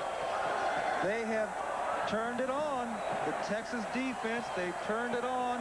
They're putting those people up there. Mike, they put themselves in a situation that I thought they should have done from the first part of the football game. They're forcing Colorado to throw the football. And I think it's a smart thing to do. Put it in the air, baby. Pritchard goes far side, Campbell near side. Hagan throws too high, intended for his tight end, John Perrick. And Colorado will have to kick it away. And And since the first quarter, the Texas defense has been very, very tough. They've been very, very tough, but they put themselves in a position, I think, where they're forcing Colorado to go to their weakness, which is the passing game. Colorado will kill you if you let them, if you sit back and play vanilla defense. They've moved their front 7 up, and they're saying you have to throw the football. Nice average for Ruin so far. Jones standing at his own 15, hoping to get a chance. High snap, but Ruin got it. Beautiful kick. Jones, fair catch signal, then he let it go. Down inside the 10. Good kick coverage by Paul Ross downfield for Colorado, a 53-yard punt. From Boulder, Colorado, 17-6. Buffaloes over the Longhorns, 5:38 to go, third period. Texas football at their own 9-yard line. Murdoch, 7 out of 15, 104 yards. Will he throw from down here? Give it to the fullback, Tubbs, and he got back to the line of scrimmage and no more. The 239-pound fullback stacked up at the point of attack. Arthur Walker, number 83, was right there. You know, Mike, if Texas is going to be successful this year, they will need for this play or this type of play to be successful, and there's no reason not to work on it right now. 73 yards rushing. You know, they have to get people to respect the run. They have to get some confidence in it because they can't do anything else unless they establish that. Then you can drop back and throw the football. There's the play action. Loads near sideline. Jones. Ball goes out of bounds. Tell you what, that's one of those plays, Mike, where the quarterback says, I'm going to throw it regardless, because he was not open. He threw that football up in what I call desperation. This was an ill-advised pass at best. Colorado looked like they were in a very deep, too-deep zone. Oh, yeah. And that's where, and like I said, I played quarterback, and not very well. You threw into some too-deep zones. That's right. Yeah, I certainly did. 3rd and 9. Ball spotted just at the 10-yard line. Jones near side. Walker flank to the far side. Try to get somebody over the middle. Crossing over the middle. Murdoch incomplete. Walker went up. Couldn't come down with it. When teams play that zone defense, the areas that open up are over the middle of the field. They were close here. I'm not sure if someone tipped the ball or not, but this was very close. Let's see if we can see a tip. No, that was, you know, where I come from, they say you should catch that one. Lil Jadal out of the end zone. Campbell waits at the 50.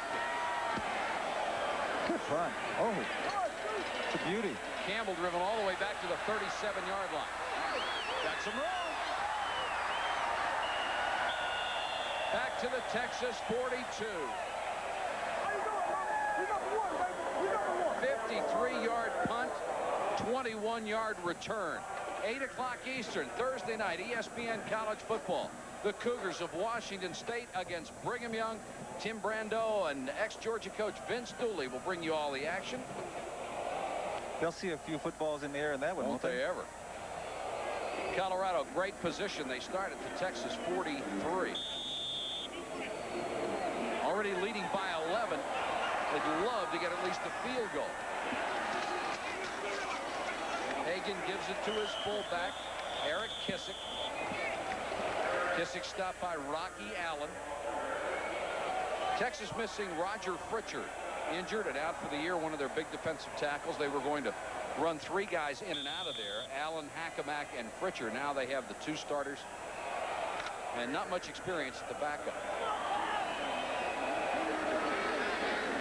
This is where I love play-action passing. 2nd and That's 6. the option. Hagan.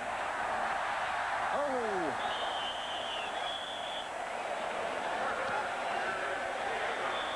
Can he run or can he run? Had an opening brought down at the last minute. Has tremendous acceleration. Excellent acceleration. Comes out, makes the decision, and when he decides to go, he really turns it on. Still even at that point, he knew he had his trailer and still had the option of pitching.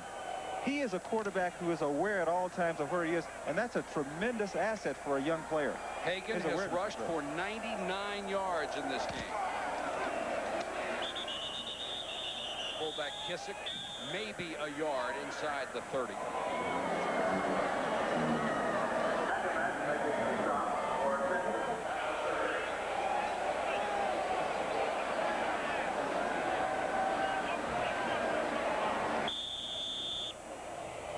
Second and 9.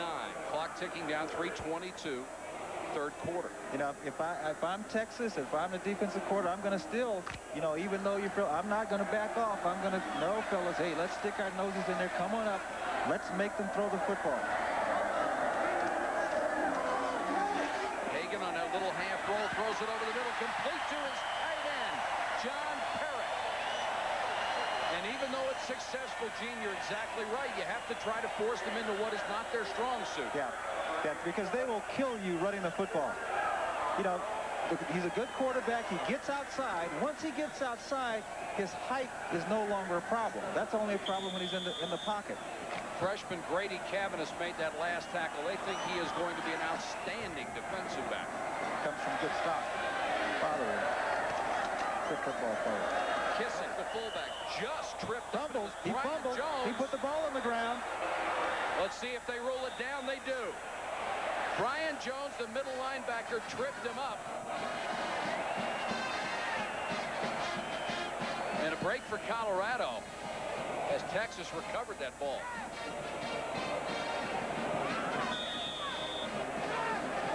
Let's see if we can see when the ball pops loose.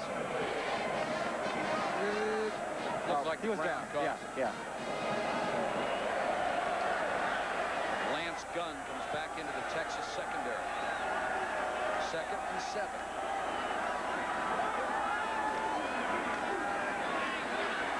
Oh, it's too fast. Hagan to the 3. Blasted out of bounds. There is a flag down back at the 17-yard line. This one may come back. He is fast. The young man is spectacular. Only a sophomore, and it will come back. It was a break that Texas needed very badly. They really got a break there. Because now what they've done is that they put Texas now in a passing situation. They're going to end up, now they're going to be in a passing situation. They take some of that ability away from the quarterback. I mean, this quarterback runs as well as any quarterback I've seen in college in a long, long time. He's terrific. But instead of first and goal at the 3, the ball is now back at the 24-yard line, where it will be second and 17.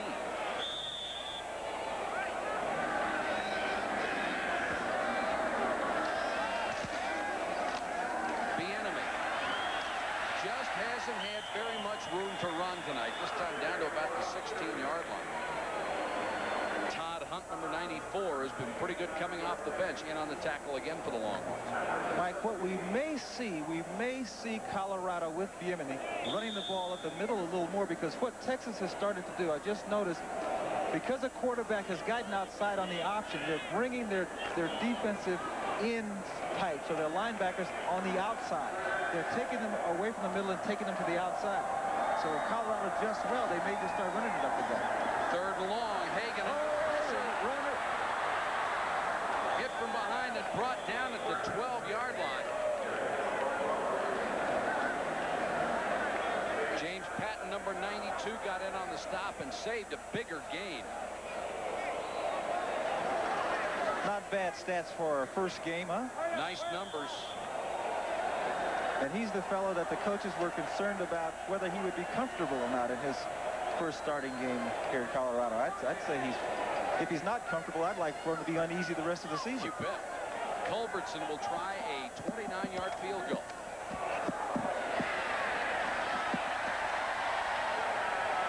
And it's good. Ken Culbertson gets his second field goal of the ball game. The lack of a tee has not bothered these kickers. I was just about to say that. He killed it. doesn't seem to hurt them or affect them at all. And even though it's a score for Colorado, there's not much difference between 17-6 and 20-6. You're still down 2 touchdowns. And a couple of cannon shots.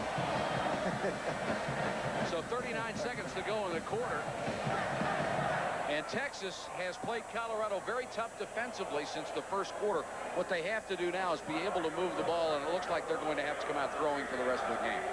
They have to put it in the air. If they have to go, Mike, let's say 60 or 70 yards, they're not going to do that on the ground against this football team. They will need to get it in some big chunks and get down in scoring position, or conversely on defense get a turnover. But Colorado's coached so well, they're not going to cough that ball up too much. Exactly. Culbertson, 2 field goals, 2 extra points on the night. You know, maybe this is a situation where if you're Texas, if you get a good kick, you try a reverse or something. Just any little thing to try to get a big chunk, try to get a little better field position. They've got just about every gimmick play in the book. Cavanis and Samuels deep to receive Culbertson's kick. He hasn't let him run very many back. He sure. And Samuels will take it 4 yards deep in the end zone. He's a great weapon. If you can put that kick in the end zone time after time, you've really taken something away from the other team. And he's done it. And he's done it consistently. Strong leg. The kicking game all around has been excellent tonight, with the one exception, and it may come to pass. You and I have both talked. As a matter of fact, you brought it up, how there have been a couple of situations on punts where Texas has let Colorado get in there awfully close on 2 or 3 occasions. After every punt, Liljadal looks to the sideline like, guys, I need some help out here. I'm going to get one stuffed right in my face. Donovan Forbes has come in at quarterback. And he can air it out. Throwing long for Jones. Jones had been forced out of bounds by Dave McCloughan. McCloughan comes from some pretty good stock. His dad, Kent, was a defensive back for the Raiders. Know him well. Yeah, you do. Played against him. Yep, he could pick him up and put him down.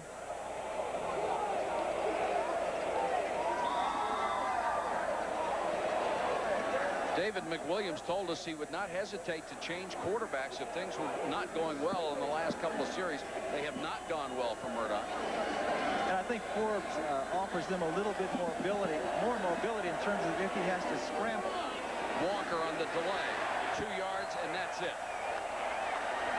Terry Johnson, number 48, there again.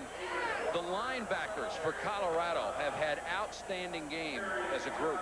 Oh, they're tough. Wait, these are good, solid football players. Well, defense. That's a reach, isn't it? It's a good thing they held the D up first, or we'd have never gotten it. The old saying, you entertain on offense, but you win on in the defense. stands. That's the end of the third quarter. When we come back for the 4th period of play, Texas will be facing a 3rd and 8. They're down 20-6 against Colorado. Colorado leading Texas 20-6. The Longhorns at their own 22, 3rd and 8. And the crowd here at Folsom Field is into it.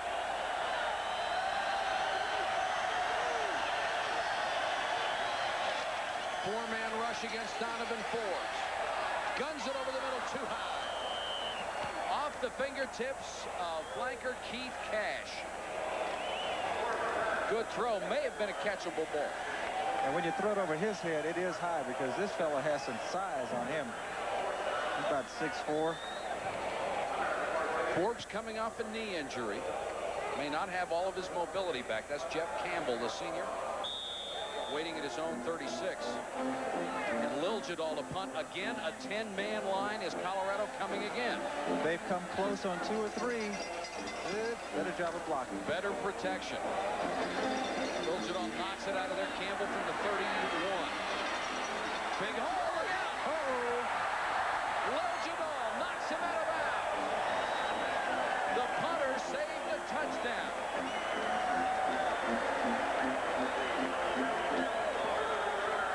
Jeff Campbell makes up for some earlier problems that he had in putting the football down on the carpet, but he makes an excellent run back here, turns on the speed, gets Colorado in great position, but Was there a flag down?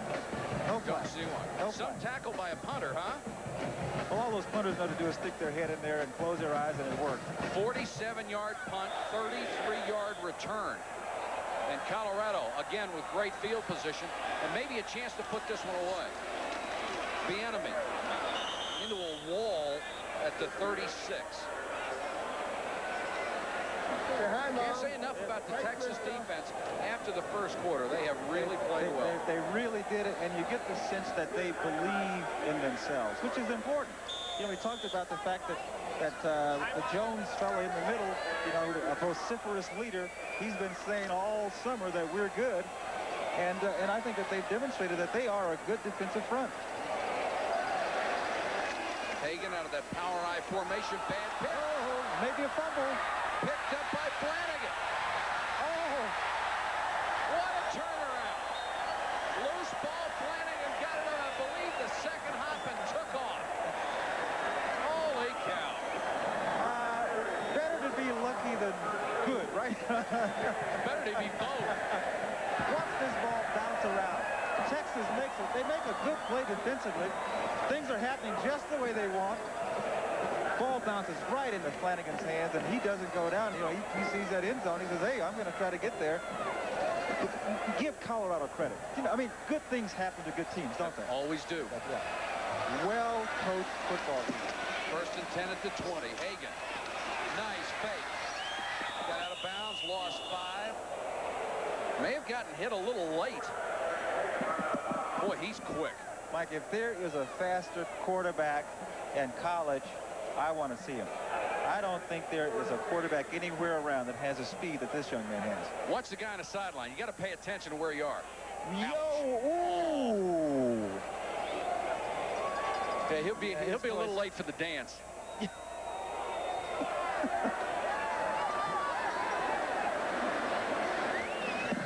Second and 5. Ball spotted at the 14-yard line. And that's big Ken Hackamack. 6'10", 305, one of the hardest workers on the team. A little shaken up, able to go off under his own power. And you just certainly don't have anybody bigger to bring in place of him. Todd Hunt's played a lot at that tackle spot tonight. Hagan has really taken the offense on his own back. Gives it to the fullback Hemingway. Down to the 7-yard line. And they run at the spot that Hackamack vacated. You know, that's a sign of good coaching. When a player like that goes out, you test the player who comes in for him. I was tempted to say Hackamack authored a first down, but I won't. First and goal. 13:23 to go. Glad you could join us tonight in Boulder, Colorado. The Buffaloes leading the Longhorns of Texas 20-6. 13-13 to go in the ball game. Colorado driving. Bieniemy. Big hole. Got it down to the 3-yard line. Stanley Richard came up from the safety spot to make the tackle. And it looks like Texas may be starting to get a little tired on defense. Well, when you've had your defense on the field as long as they've been out there, you know, it starts to wear on you in that fourth quarter. But I still give this group an awful lot of credit. I think that they have done an excellent job of playing that front seven. I think they've done a good job. One other thing Bill McCartney told us earlier this week is we want to keep pounding at people, and when we get to the fourth quarter, we own it. And they have the people up front. You know, they're big enough up front, especially that right side. Oh, what a play. Lost the ball. They got it back. Touchdown. Hagan got it back himself. Did he recover it himself? Yes, he did.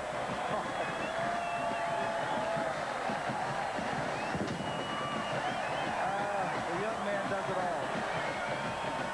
I thought, though, that he had already broken the plane and was in. I thought so, too. Let's take a look from the end zone. I thought he had broken the plane and was in. Well, close. The officials had a better sight line than we did, and it was close. From that angle. But look at the hustle. He got it back. 116 yards on the ground for Hagan and a touchdown. Culbertson for the point after.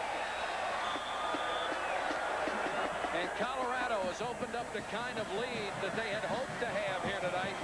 27-6 over the University of Texas. College football special. Texas and Colorado is brought. Colorado, Culbertson, who has killed the ball on kickoffs. Set to kick to Tony Jones and Chris Samuels. Jones is back there because Texas desperately needs the big play. Not as long this time, and Jones will have a chance. Tony Jones does the smart thing and steps out of bounds. There is Hagan, who has had an absolutely brilliant night at the beginning of his sophomore season. He capped off that 36-yard drive with a 3-yard touchdown run. And he's just been outstanding. He has owned this football game. I mean, this young man is coming in his first start as a college quarterback and appears as though he's been playing for 3 years. Murdoch is back in for Texas. In a big hole, down 21 points with 12:15 to go. 4-man rush. Murdoch with time behind Jones and almost caught by Kerry Cash, who was also close on the pattern. Update a score for you. Marcus Hopkins ran back a 37-yard block punt to the touchdown, and Southern Cal has gone up 10-0 over Illinois.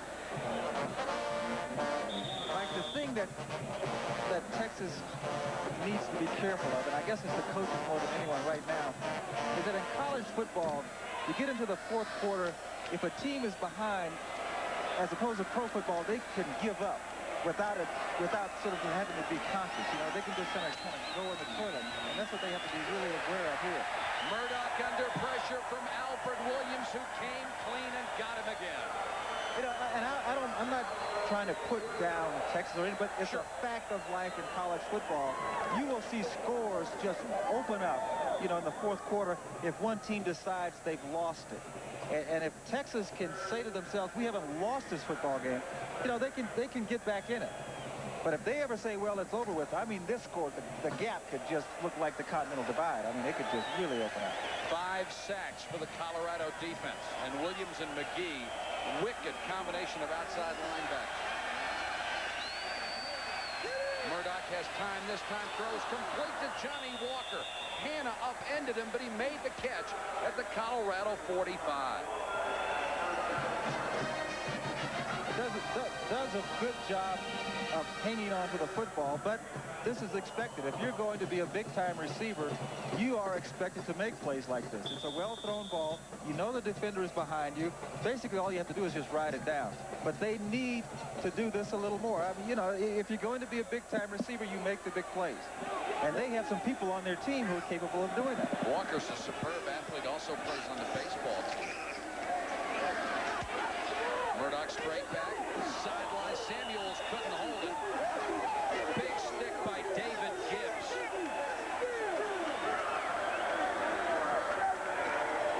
This is when the receiver comes back to the quarterback and says, please don't hang me out to dry like that. I mean, that's really one where you know you're going to get leveled. Well, you're in a situation, you're down 21 now, and they're playing that deep zone and letting you have things underneath. You're going to get popped. And the idea, the defensive people, they've put their ears back, they're teeing off, and the defensive backs are saying, if you catch it, we're going to make you pay the price. Tough spot for receivers and quarterbacks. 2nd and 10 from the Colorado 45. Over the middle. Williams right in the face of Murdoch. He knocked it down. There is also a penalty marker on the play. Williams is spending as much time in the backfield as Murdoch. 6'6", 230, and the flag will go down against Texas. If they decline it, it would bring up a 3rd and 10. We'll see what they do. But, you know, you look at a team like Colorado, you look at these linebackers, McGee, Williams, the Ian Walker. If they have you, oh, listen for the call here. Illegal shift by the offense. The penalty is declined. It'll be 3rd down. When you have these players in situations where they know you're going to throw, Can you imagine being an offensive lineman down there with your hand on the ground and you have this stud across from you who knows his pass? I mean, that's tough. It's tough to block those players in those situations. And they're sending everybody out of the backfield, too, so you don't get any help. Yeah. 3rd and 10. Texas desperate to keep the drive alive. Williams coming again. Murdoch unloads. Cash can't get there at the 20. Keith Cash, the 6'4" junior, just didn't have time to run under it, and Texas decides to punt with 10:52 to go. And in defense of Murdoch, he didn't have much time to throw the ball. He had to throw the ball before the receiver made his break. There you see the pressure from number 94 again. As you mentioned, Williams is spending as much time in the backfield as a Texas running back, but we knew that they were a good defensive club. They're doing what we thought that they would do because they did it last year. That time they kept Cockrell in the block, and at least he got a piece of it. Liljegdal trying to hang it high. Gets the bounce, and Texas will down it inside the 5-yard line. Liljegdal has had a great night as the Texas punter under an awful lot of pressure. We've got a timeout with 10:40 to go in the ball game. Colorado 27, Texas 6. 21, Charles Johnson is the new Colorado quarterback for Bill McCartney. And Darian Hagan goes to the sideline after a brilliant evening. Fullback Kissick. Not much. And Colorado now probably more interested in working on the clock than they are doing anything else. He gets a good move by Bill McCartney to get Johnson some playing experience. If you run the option, you can get quarterbacks hurt. And the other thing, Mike, is that when you consider how much running Hagan has done, you're most susceptible to injury when you're tired. Why let him, continue to run well and get a little fatigued and get hurt in his opening game when he's played so well? Flanagan, the tailback, out to the 10 and no more.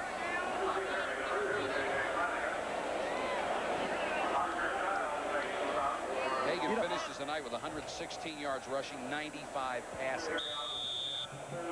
Bruce Jones, remember the Jones boys? We talked about them. Number 60, there he is. Brian Jones, one of the B-boys. He's a fellow who is, as I pointed out earlier, a vociferous leader on this team. And I think that, in spite of the fact they're down, he is going to continue to impress upon his players. Let's hang in there. Let's not quit. Let's not give up. We're a good football team up front. Flanagan, first down and more. Out across the 30 to the 31, and Lance Gunn had to grab him around the ankles here. He would have had at least 10 more on top of the 21 he already got. Well, you mentioned the speed, the kind of speed that Flanagan possesses, and he has legitimate 4-3 speed. And when he can run by a fellow like Jones, number 60, who has good speed as a linebacker, you know that this man is quick. But what I talked about before, Mike, it gets to be more critical because, in college football, if people decide it's over, man, it could be over in a hurry. Flanagan, 38 yards on the ground. Johnson backs up to throw. Intercepted. Picked off by Richard. Stanley Richard had 6 a year ago to lead the Southwest Conference, and he stepped in front and picked that one off. Stanley Richard, his biggest concern here was not committing pass interference. He had this one all the way. Watch, he said, wait a minute, I don't want to get there too early. Yep, now it's time. Stepped in front of Pritchard. So Texas gets a break just outside the Colorado 41. Still time with 8:52, but they better take advantage of this break. The psychology, it's so important. We've seen it just go back and forth. Oh, you see teams with talent, and yet they're not sure they can win the big games. Murdoch against the 4-man rush. Throws. Jones fell down at the 25 as he was trying to get to the sideline. With Jones falling down there's a nice shot of a quarterback who's had a very good day, Mr. Hagan, and a shot of his little ponytail. Maybe he'll let that ponytail turn into a bigger one after that. He's certainly really. But can you imagine the feeling of a quarterback coming into a game, his first game, like this, and having that kind of laugh? the field. 8 out of 22 tonight. Forbes 0 for 2. Murdoch a strike to Samuels. First down inside the 30 to the 20. Finally bumped out of bounds by Dave McCloughan, a gain of 21. Given time, and that has been the problem tonight, Murdoch can throw the ball, especially to the sideline. Appears to have a very good delivery. Mike, the one thing I see, though, and this play is an exception, is that Texas is not comfortable with their passing scheme yet. I get the sense of uncertainty. It's a whole new offense. And they're not comfortable with it yet. Now, when you look at some teams, the best, Bill Walsh, when he went to San Francisco, it took them a while. So if this is going to work, it will take a while, but they're not there yet in terms of being comfortable with their passing scheme. Murdoch with Williams in his face, throws incomplete. Knocked away by Canavis McGee, who that time was dropping back on pass coverage. But just because they're not comfortable yet doesn't mean you shelve it. That's right. You know, if you have a good scheme and you have the people to make it work, you have to stick with it. Again, I hate to keep referring back to Bill Walsh in San Francisco, but let's face it, look at the Super Bowls they've won. His first year there, they had a disastrous record, but then they got a fellow by the name of Joe Montana, who a couple of years later, and then things started to happen. Well, Lynn Amity, the offensive coordinator, has been a success wherever he's gone. One of these days, he'll get a head coaching shot, and deservedly. Right now, his kids are trying to learn the system. Throws for Samuels, incomplete. Samuels didn't look like he saw the ball until the last moment and whistled by him. More importantly, it looked like he didn't expect the ball. Yeah. As he comes towards us, it appears to me as though Samuels feels that the ball is not supposed to come his way. Well, we couldn't see his eyes prior to the picture getting there, but I think he was surprised that the ball was thrown to him. Again, they're not comfortable with their offense. Those players should be able to establish in their own minds when they leave the line of scrimmage, reading the defense, they should know where that ball is going to be thrown. Texas has only converted 3 out of 16 third downs. It's 3rd and 10.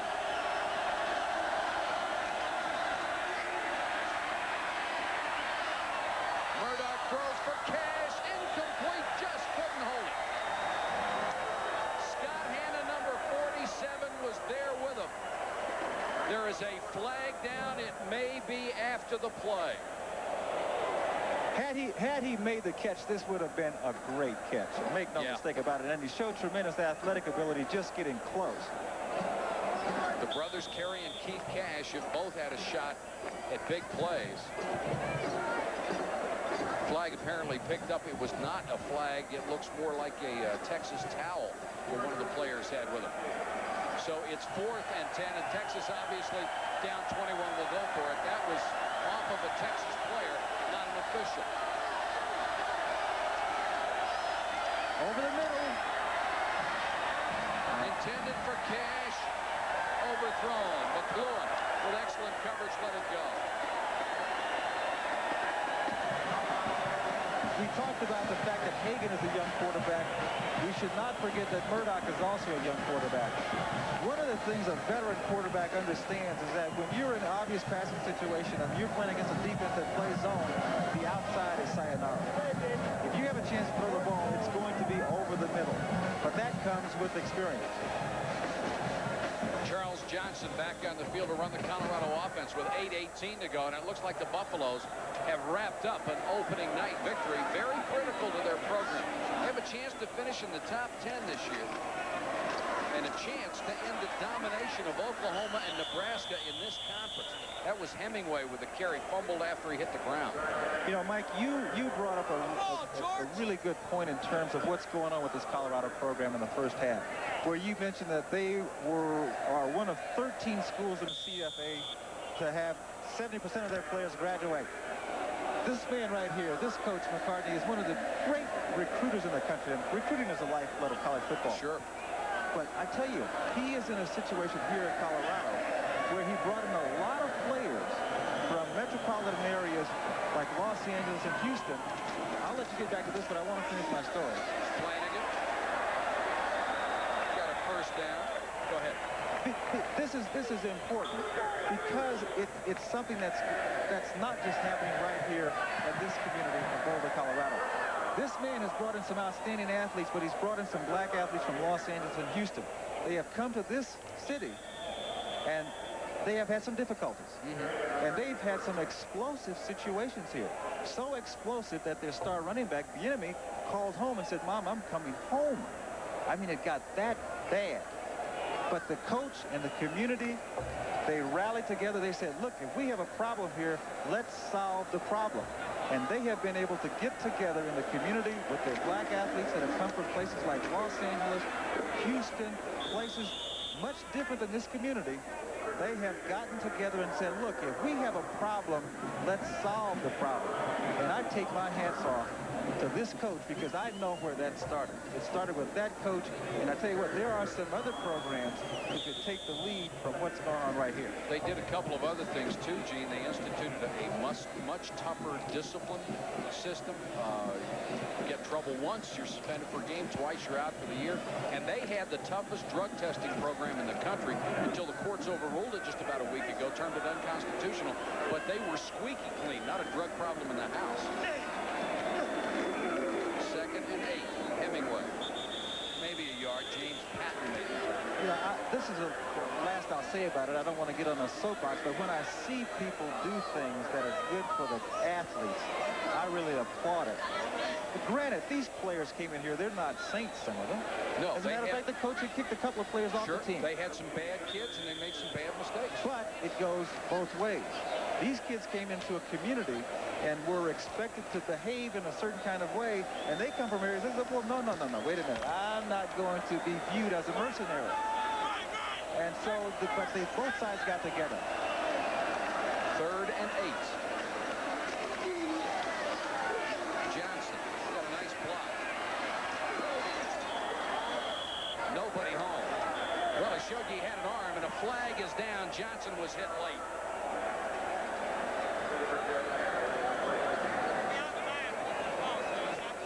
Well, Mike, I think there were a couple of questions that were answered in good fashion tonight. And the biggest question, and I think from people around the Big 8, was, is Colorado for real? Can they go out as a top team and win with people shooting at them? I think they've certainly gone a long way towards answering that question. And the other question about the young quarterback. Let's get the call from the official. We have the illegal forward pass. The pass was thrown from beyond the line. Includes loss of down. It'll be 4th down. Well, Johnson wasn't able to stop before he crossed that line of scrimmage, so not only did they lose the down, but the play. They'll take it back to the 30, and now Texas looks like they may go for the punt block against Ruin.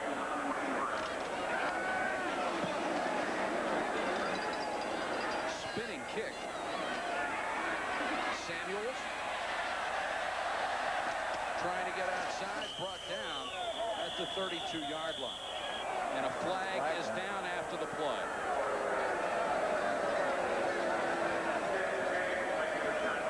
Good tackle on special teams by Tim James. We'll check the penalty flag for you.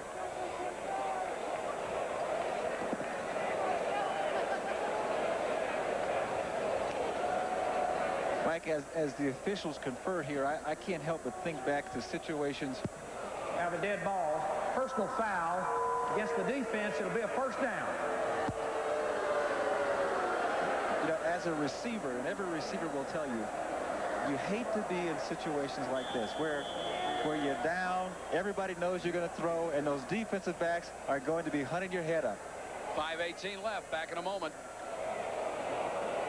Prado in control with 5:18 to go in the ballgame, leading Texas by 21. Longhorn ball at their own 47.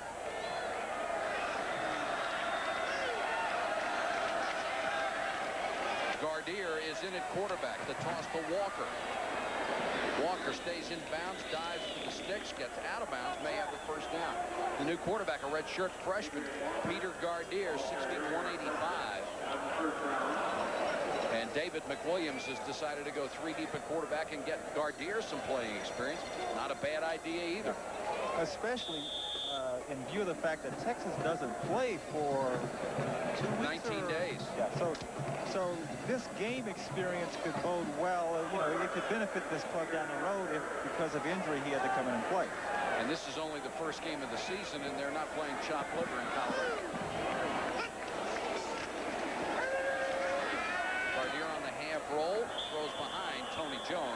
who has not really been a factor tonight. They've done a nice job at containing Jones. And there's David McWilliams on the sideline in his 3rd year trying to rebuild this program. And Texas, I think when all of us were growing up, Texas was one of the schools that was there year after year after year, contending not only for conference championships, but for national championships. And I think it's very important, and I think the people of Texas agree. They haven't been in the top 10 since 1983. They need to get back in that position, or their recruiting edge is going to start slipping away on them. And McWilliams has done a good job in getting kids in here. Walker to the 36. The other thing, Mike, that he has done that I think is going to help the program get back to where it was is that he has taken a long-term view. Exactly. A la George Allen, where the future is now.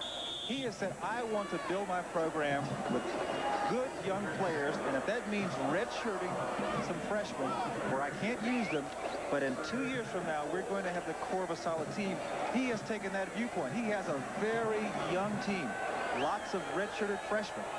They may not play all that well now, but they have the ability in a year or so to be very good players. Gardere straight back to throw on 3rd and 4. Finds Walker over the middle. Walker dives for the first down and has it. And going back to your point, Gene, as a flag goes down after the play, and we had a late block, and Walker is really upset because it looks like they'll bring the play back.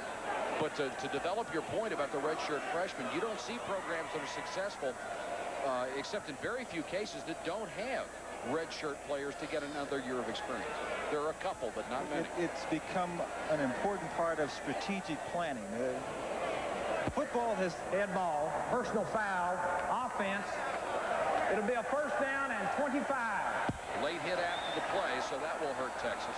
Personally, I would like to see them do away with redshirting, except for medical reasons. I think it's a bad rule, but if it's allowed, people are going to do it. Well, the other thing is that the coach has so little time with his players. You get a player for 4 years. It's not like professional football where you can get a player, you bring him into your system, and the player learns the system the first 3 years, and then he plays for you for 5 years. You get that player, if you're lucky enough, he plays right now. So I can see the good and bad side of it. 1st and 25 for the Longhorns. Walker in motion. Gardere had trouble with a snap. On the run, complete to Cash. Cash propelled forward by one tackler down to the 15-yard line. First down, Texas, 3:43 left. So, Mike, I think the point that you raised here as we watch the replay, right now, to a degree, this is meaningless except for the players who are out there. For the quarterback who's throwing the ball, for the receiver who catches it. This is game action. You cannot duplicate this in practice. These plays will pay off for the players and for the team as the season goes on. Cash has caught 3 passes tonight for 61 yards. That's carry Cash. Walker gets the little spin move, dumped at the 15-yard line. Leonard Renfro, number 70, after Chad Brown, 34, tripped him up. Can you tell off this performance, Gene, how good Colorado is? Are they going to be a threat in this conference? Are they going to be a threat nationally? You know what impresses me most about this team? We knew that they had good personnel, but the way this team was prepared, at all times they maintained their poise and composure. In every situation, you could tell that they had practiced it. So the credit for that goes to the coach, and that's what impresses me, I think, most about this team.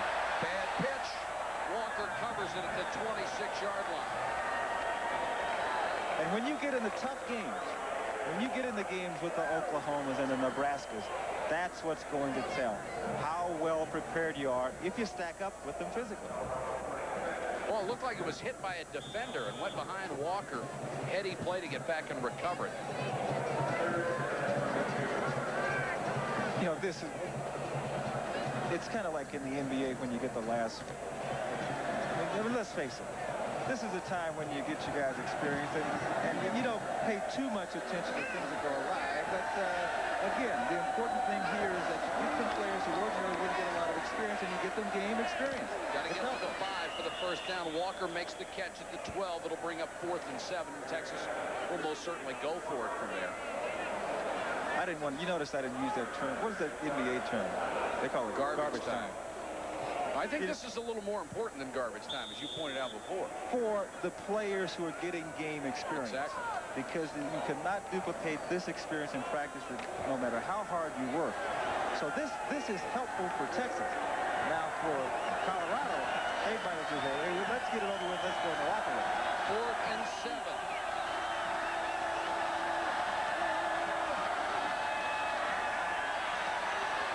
Gardere throws to the end zone, intended for Jones, too high.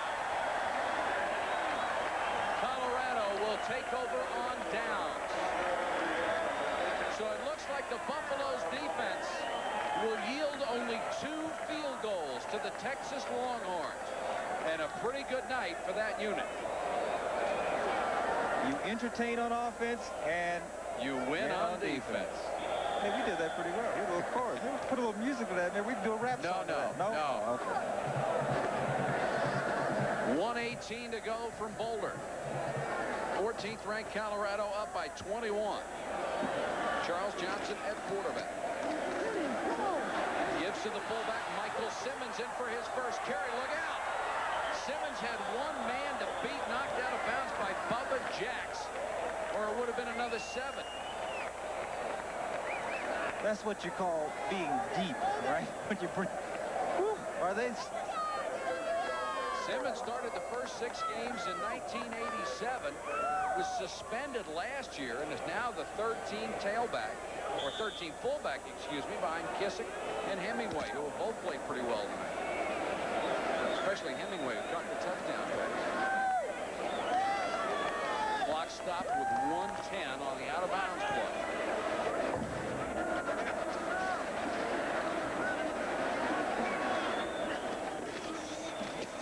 Flanagan back in the tailback. Out to the 39.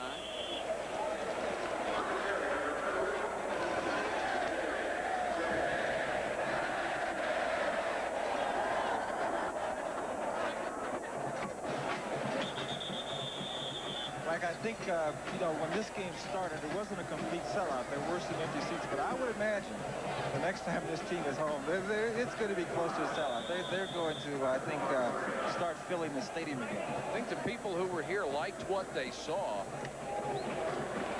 Colorado with 289 yards rushing tonight. They've dominated on the ground, although after the first quarter, Texas did a pretty good job when the game was still in doubt. Simmons dragging one man with him up to the 42-yard line. You know, Mike, the score now really is not indicative of the first half in terms of what happened, because in that second quarter, Texas really played some good football, but they didn't have what it takes to come down to the end with a team like this. I mean, that's why this team was favored by 11 points. They are a good football team. Colorado starts the season the way they wanted to. The nationally ranked Buffaloes have beaten the Texas Longhorns 27-6.